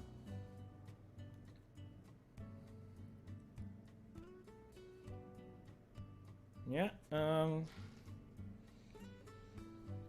Right. So I'm gonna have an end to this too. Well, I mean, 3 weeks of seasonal animes. Oh God. Why do you even let it pile up so much?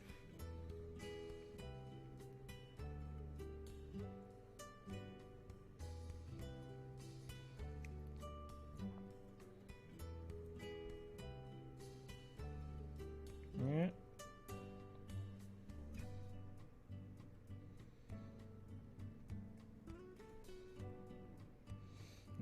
headphone jack with some slack. Should only connect one side. Two. So we calculated we need 60k, 68k. 68k. And a 10k. I'll just get it right now, since we're here already. 30, 60.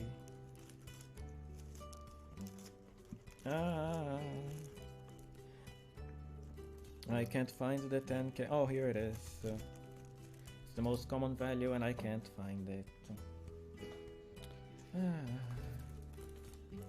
Righto. Well.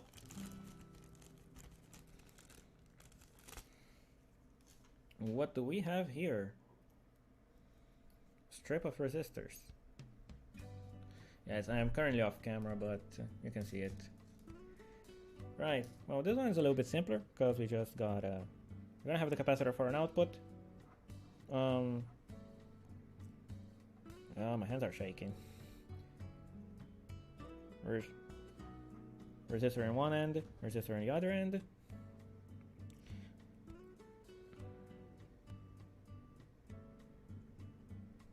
Doesn't really matter which order you do it, but well, you know. Now we're gonna feed this into the. Let me move the OpAmp closer. And yeah, little dot goes on the top like this. Doesn't really matter, but oh, I mean, I can't really blame you in that case. Yeah, I need to get the datasheet real quick to. Oops. Right, in 1 minus. Yeah, in 1 plus is 3.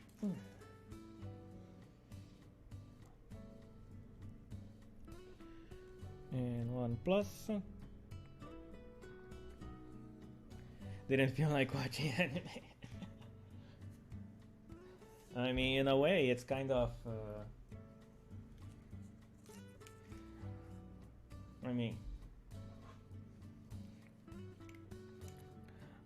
mean, I haven't really been in the mood to watch anime lately too. Only thing I've watched really has been Nagatoro.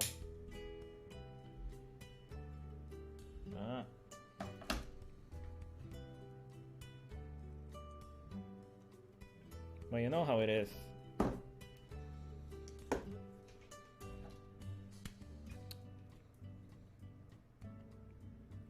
Sometimes you just want to relax and chill, and not even anime can help you.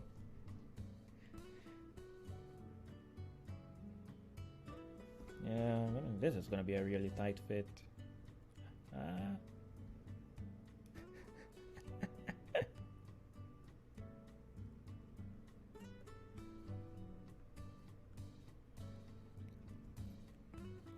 There we go, and right, so we've got the feedback going. Out one in. Yes, we have the feedback going. Actually need to connect this to the positive and the negative.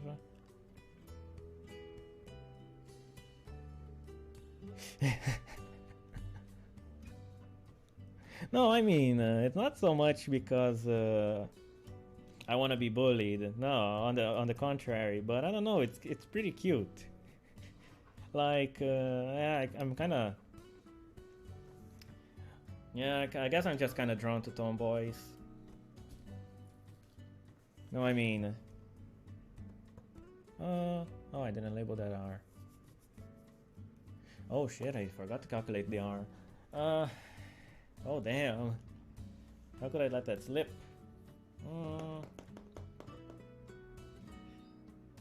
Wait, hold on, I had calculated this before.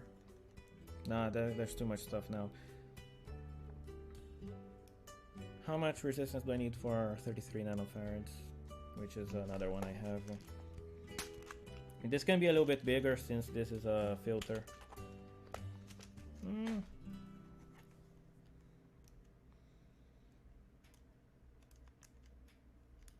What am I?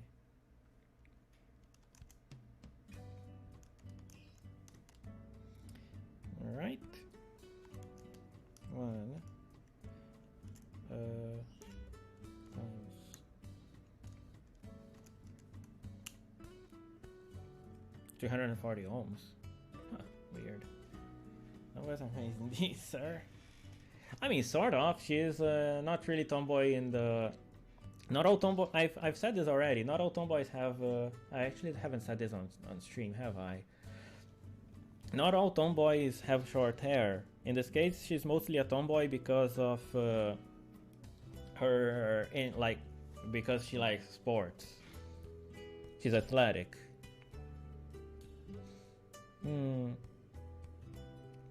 I actually haven't read Berserk. I probably should.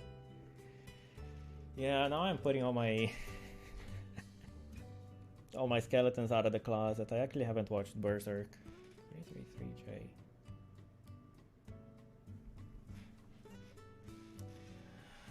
I have a slight feeling that this... Hold on. Because I was testing capacitors the other day, and there were a few that were giving me a little bit of trouble. I actually don't know what capacitor does this one give me. I'll do this off camera because I just need to make sure.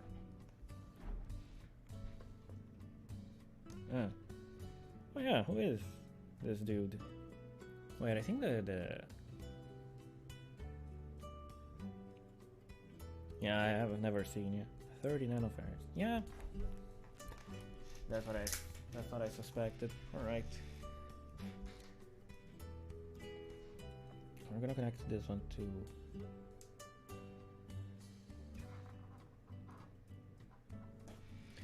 Alright, so I'm gonna have to connect the output. Where did I put the spool? Oh. No, I didn't mean watch Berserk. I meant to actually read it because I heard that the anime adaptation is garbage. Like, just...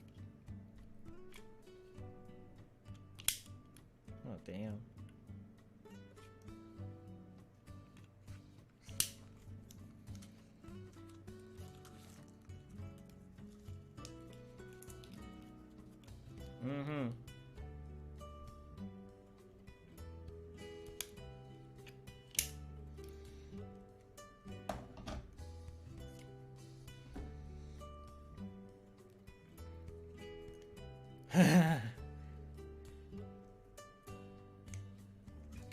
Yeah, that's another one that's Idolmaster.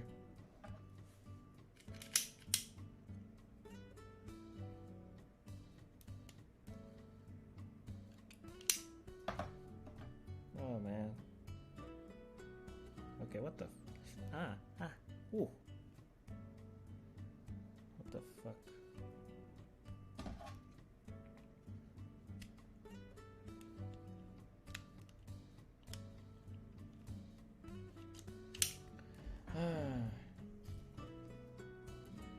Yeah, looks like I'm gonna have to go the old-fashioned way.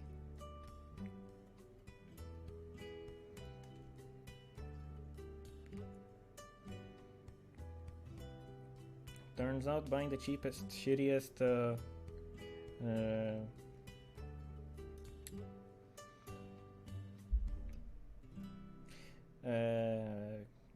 these lever isn't the best idea.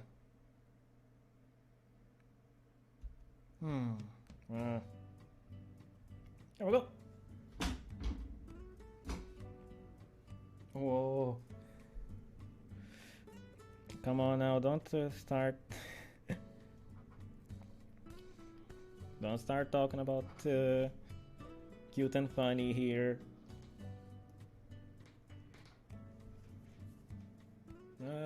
Righto.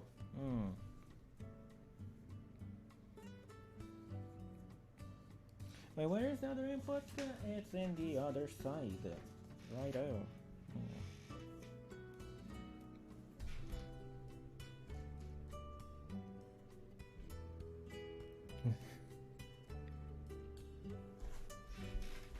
Be in 2 plus, it's gonna be here. I'm probably just gonna bridge this. Right.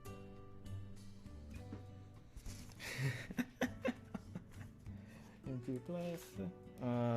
I need my resistor. How much was it? 240. How much do I have?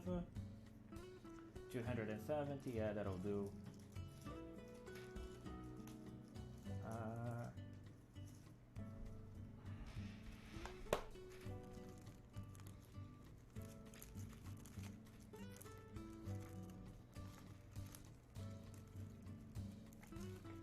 75, 39. Where the hell's 270? 270. Here we go.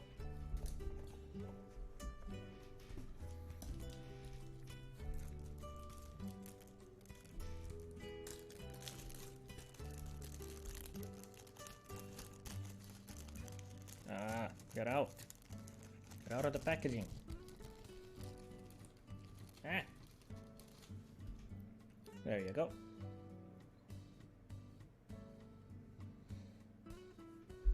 Now, well, the output of one. Wait, why am I doing this then? What am I doing here? No, I can just bridge this using the resistance. Output of one into the input of the other, and I'm doing something that a lot of people who actually know electronics would rage at seeing, because I'm just doing a bit of a rat's nest here, and people tend to not like people who do rat's nest, understandably so. Where's the trimmer? Here it is. Trimmer gets connected to ground, so, well, gotta connect the minus to ground. I'm probably gonna have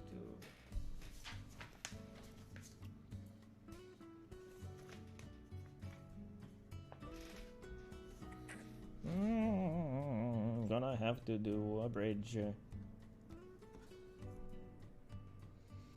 Ah, yeah.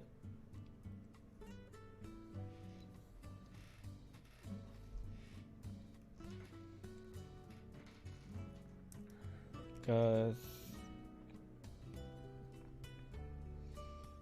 gonna connect to this one here. Need a small wire.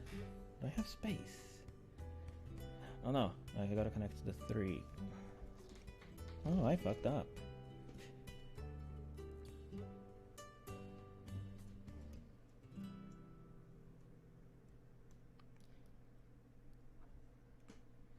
I'm gonna go watch Cute and Funny Horses then. Alright, see ya! And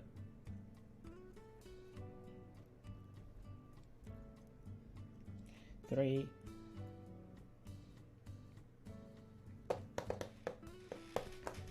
$10K, where did I put the 10K? Here it is.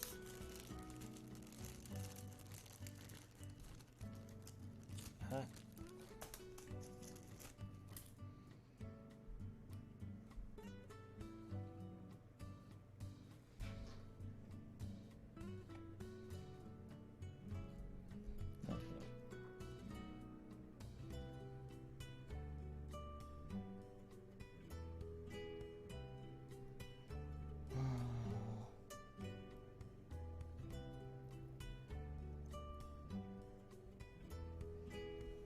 Yeah, really delicate here.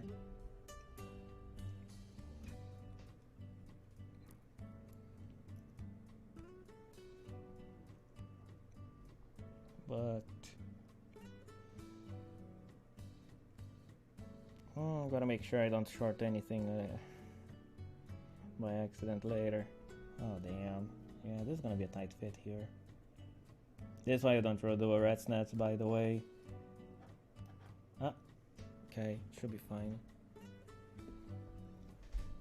Should be fine. It's a little bit of yeah, it's not the best work. Maybe I could have done it a little bit more spread out, but well, we're almost ready to go. Just gotta cut some more cable and connect to the pluses and minuses.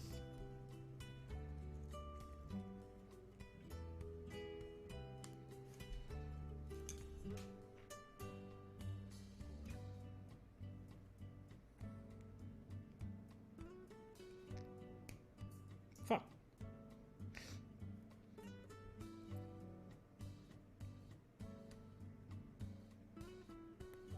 There we go. Inside.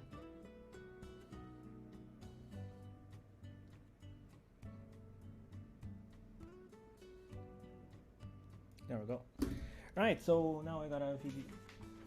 Well, on the data sheet, V plus is this one. aka, yeah, the one on the other side of the dot. So we just gotta reach in there. Oh damn, this is tight.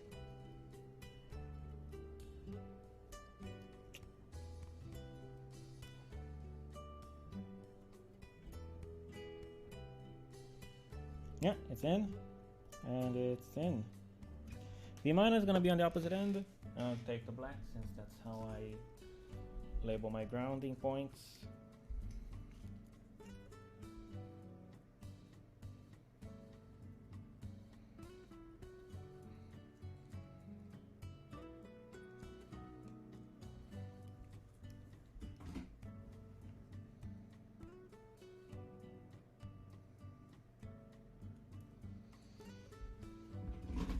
Ay, ay.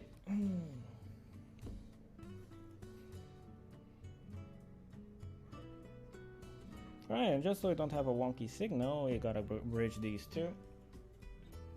And also gotta make a ground connection to the Arduino to get everything at the same potential.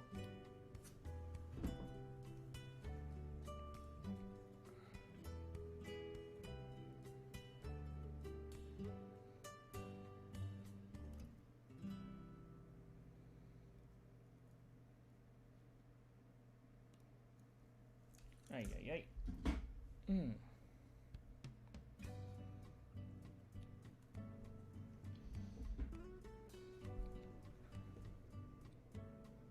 Now, I'll take it here, connect it here, and we're good to go. Just need to connect it to the board. Oops, something fell on the other side. Yeah, I really need more space.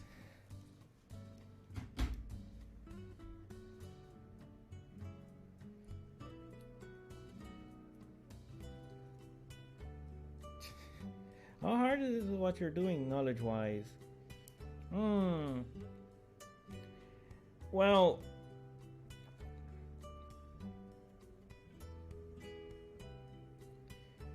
I mean, knowledge-wise, you can find a lot of tutorials around, but kind of like this, I'm not really going too much into detail, simply because well, if you want to understand in depth what's going on, it would be a little bit more complicated. But like, for example, you can see how you can use you can find maybe a more proper tutorials online for like using an op-amp, making filters and stuff like that. The math part isn't much of a problem. Just well, yeah, just get a calculator. No one's going to judge you. And yeah, and anything practical that I needed. I mean, strictly necessary? No. Like I couldn't live without? Not really. This isn't really something that you do that you can't live without, because if it's so important, someone will have done it already. But yeah, you do little projects here and there just for fun, really. I think they should all be connected properly. And anyway, it seems complicated, but all the data you really need to use circuits, they're all in the data sheets, like ratings, whatever have you. Some of them even have application pictures like this. Actually, this is exactly what I did here, but this is the exact same circuit I used here. But you know, so I mean, you can, if you really like it, you can get into it. And we should be ready to go here. Just need to do the programming for the right. So I can trash this. Actually, I'll open a new project.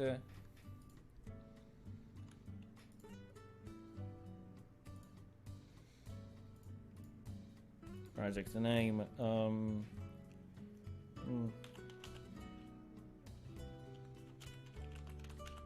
Mic pickup.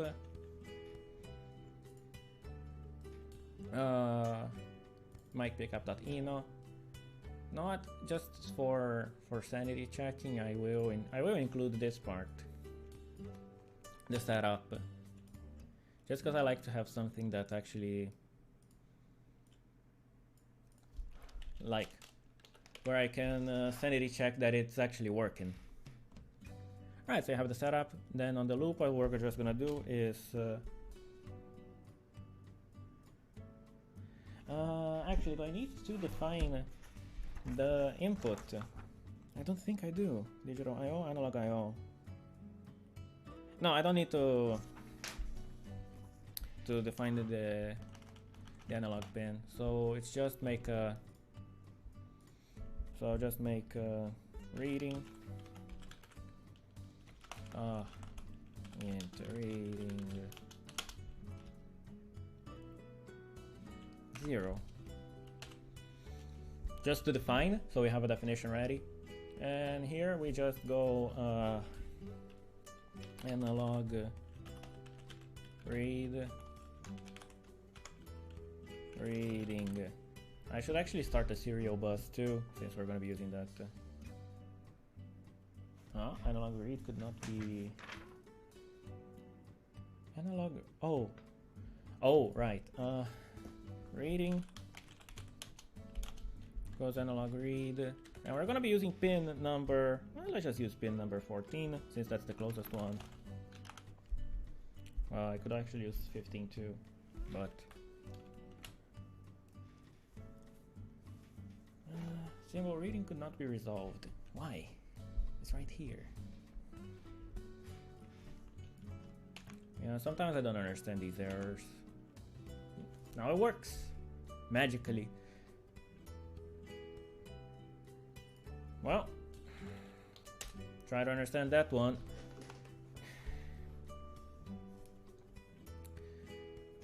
Yeah, actually, I'll open the serial part now. This is basically for communication with the computer. Yeah, I'll leave this over here. Actually, might be more worthwhile to pass to this. And then again, why? It's declared right over here. You know what? I'll just fucking do the declaration on the program itself. It's gonna be reset every loop anyways. Yeah, there we go. Oh, maybe I need to declare it as a global variable. Yeah. No. Well, no. Right, so let's turn on the serial bus. Serial begin.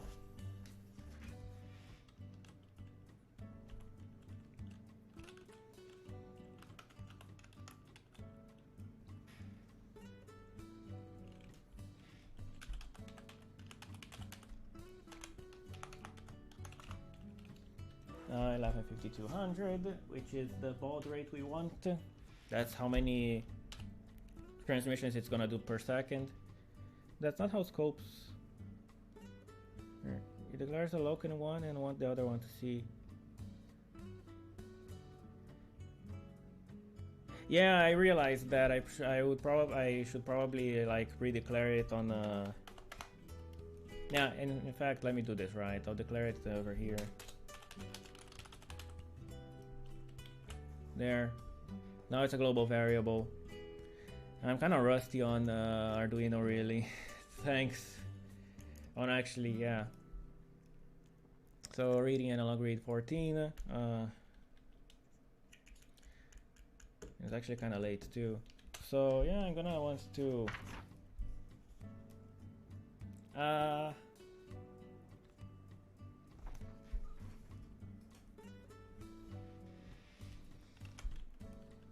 Serial dot println. I forgot the T. Now we wait. What? Well. How many milliseconds for a sample?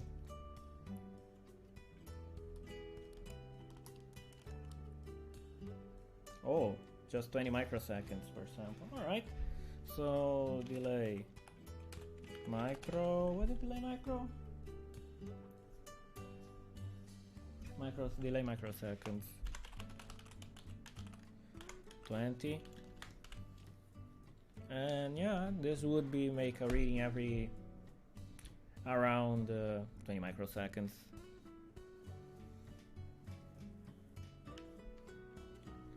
And this should be done. I will now connect it to the analog. Forgot about that one. Actually, let me check it while.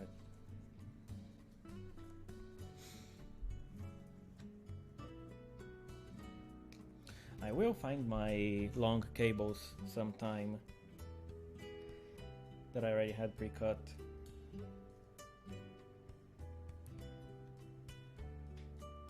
There we go. I used pin 14. Sounds like a nice number, so I chose that one. And the output is... which one was the output again? This is a mess. Out here. There we go. Should work. Now to make sure that nothing explodes, I do want to check something first.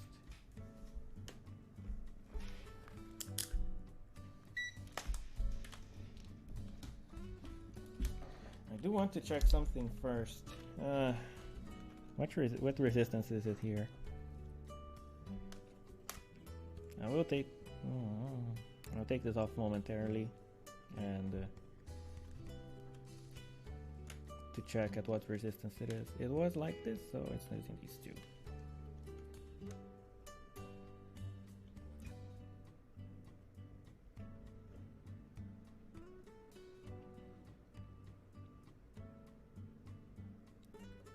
Oh, 10 mega ohms, what the hell? This isn't the best way to really do this, but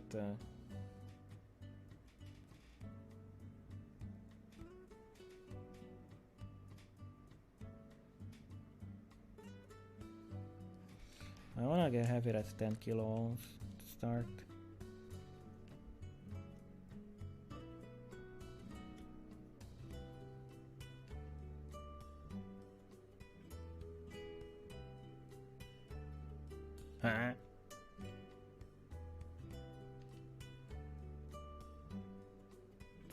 Yeah, this is all over the place. What the hell?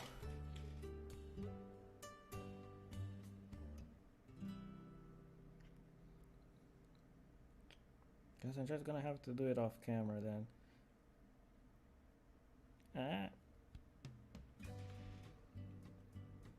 No, this is lowest. Which means on the other side it should be the highest. 6 ohms. 6 milli.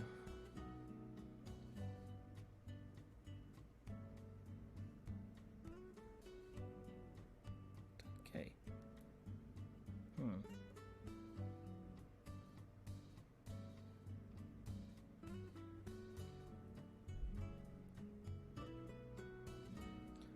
Alright, yeah, and this will work.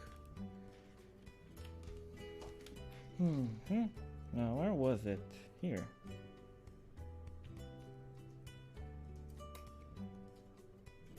Did something disconnect? Yeah, this one. Yeah, this should be working now. And let's see what happens. We're either gonna see a big bang, big boom, nothing, or a pile of smoke. Whichever one is fine, really, at this point. Serves as a lesson for all of us as to not underestimate the circuitry. Yeah, it's working. So let's upload it then. No, actually, I should probably... Where did I put the microphone? Damn, I can't believe I lost it like this. Here it is. Yeah, it's really long. Alright, plug it in. Ah, yeah. Oh, the board is... Oh, shit, right. I was building it on a... Yeah. Here we go. The microphone's plugged in. I fucking hate that jack. It's too... Where's this plugged into? Oh. Where's this plugged into? Nowhere. It should be here. There. Now it should. Now it will work. Yeah, this isn't gonna say much. You aren't gonna be hearing from this one. Anyway, this is the microphone. It's a really cheap one. Sound is awful. I don't use it anymore for a good reason. Beauty. Slower info CCP. Oh, because I changed camera, right? Oh damn. Yeah, now it should be okay. Yes. Right. So serial monitor. We gotta connect. We gotta add a serial monitor. COM3 115200.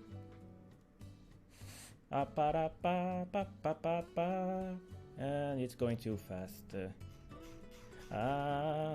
It's going too fast.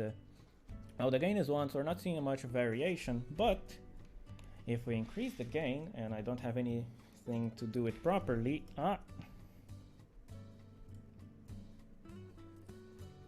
can this actually turn? No.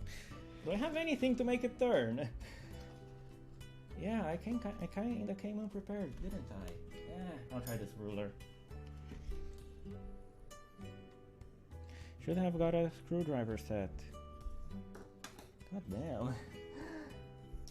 Now I'm kind of in a pickle here, ain't I? Now it didn't blow, which is a good sign. It's picking up something on the input, which is also a good sign, but why is the serial monitor not scrolling down? Jeebus. Actually, good. Open the plotter. Yeah. I don't see anything. Well, I don't see anything. Let me try to do a makeshift screwdriver with it, but I fear it's gonna be too thick, yeah. Moral of the story, be a little bit more prepared. I don't have anything at hand that can do it, I think. Increase the gain, I must, or else... I'm in a pickle.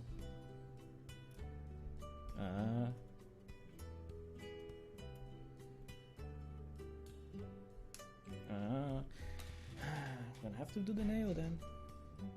God damn.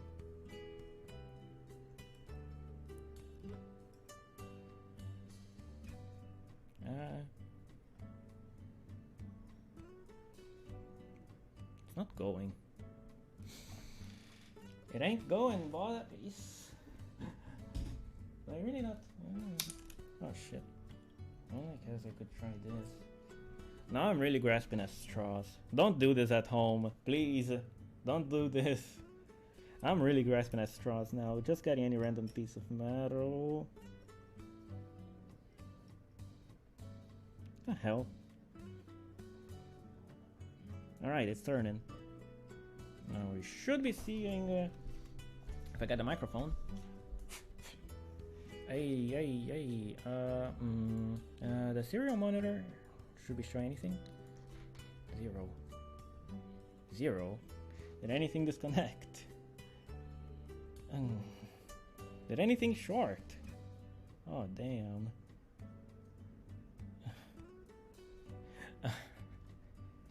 Oh damn. Yeah, I have no idea what's going on. It's already generated a bunch of shit. Oh, because the spin is out. Bam. And now what happens? Okay. Yeah, now there's a little bit of a variation when I speak. not much, but it's because the gain is too small. Let me change back to the... Yeah, the serial monitor is also awful. How can I make it scroll down? Automatically. Oh, scroll lock. There we go. Now when yeah, it's going between 762 and 764. Let me try to increase a little bit more the gain. It's gonna disconnect at any moment. I can feel it.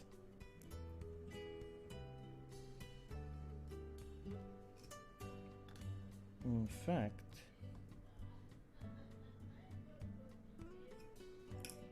yeah, it disconnected. Anyways, can I? Yeah, I should have really gotten a screwdriver set. No. The macro is good. You can see that it's transmitting, but I'm just really having a really hard time turning the potentiometer because I didn't have the foresight to bring a screwdriver. Apparently.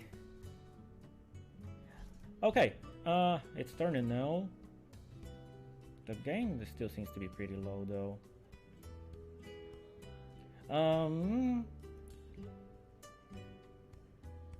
Yeah, I'd like to say,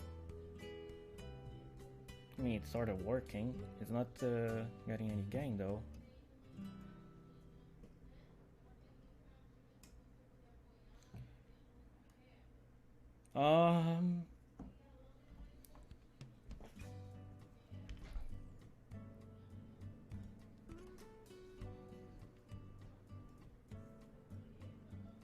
Actually, no. Hold on a second. No, I do. Hold on a second. I have a fucking screwdriver set here, in like, in my drawer. I'm an idiot. The answer was the answer was right in front of me, and I didn't do anything, and I didn't know. Jeez, I'm an idiot. Well, now this should work.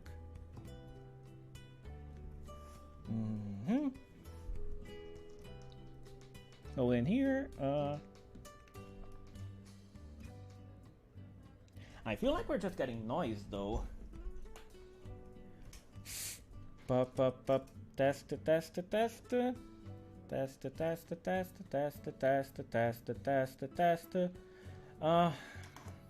Yeah, I feel like we're just getting noise though. There's something not quite right.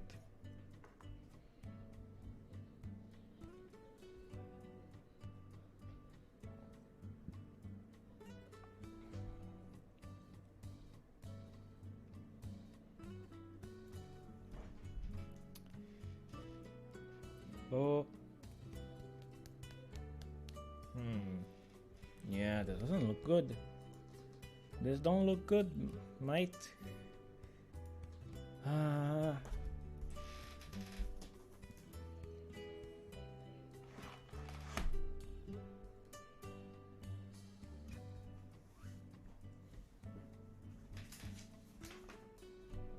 me check the connections again.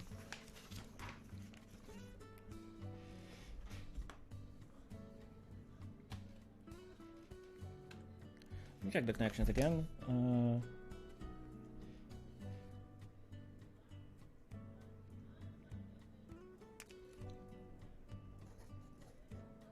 Alright, out one. Oh, this one is the ground. Alright. This one is the... Oh! Oh no, wait, this is the output. Yeah. It's going to analog 14, right? Supply is going here. Resupply is going in here, yeah. In minus goes to out one.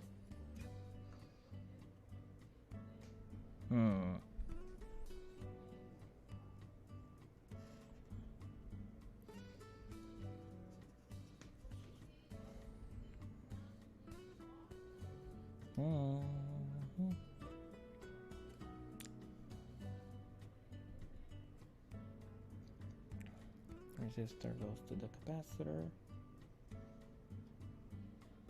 capacitor goes ground. This is into plus, into minus goes into the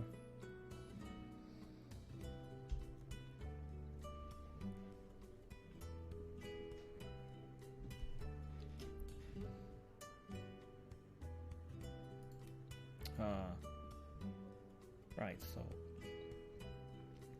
out.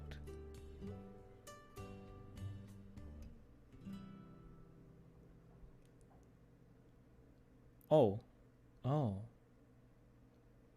So 3 goes to ground. Okay, this is connected wrong. Yeah. Sometimes you just fuck it up. And you don't even realize it.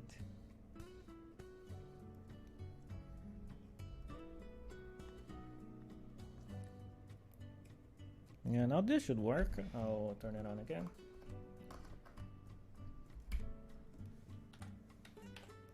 And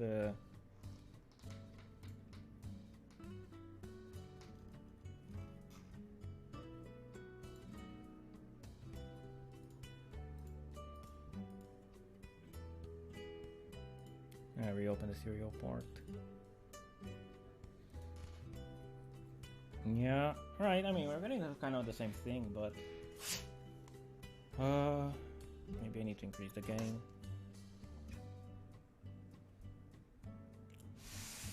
Oh, we're getting some amplification now. Yeah, it's not much though. It's actually just increasing the base voltage.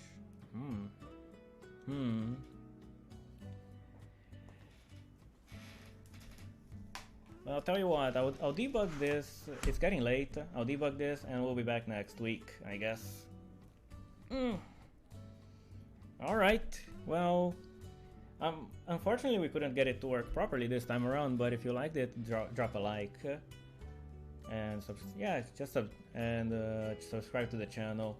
I'll start doing these more frequently and just use the...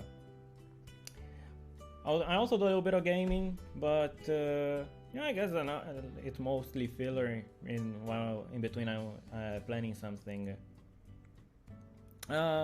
Anyways, yeah, I'll debug this. Leave a like if you liked it, subscribe to the channel, and we'll see you next week.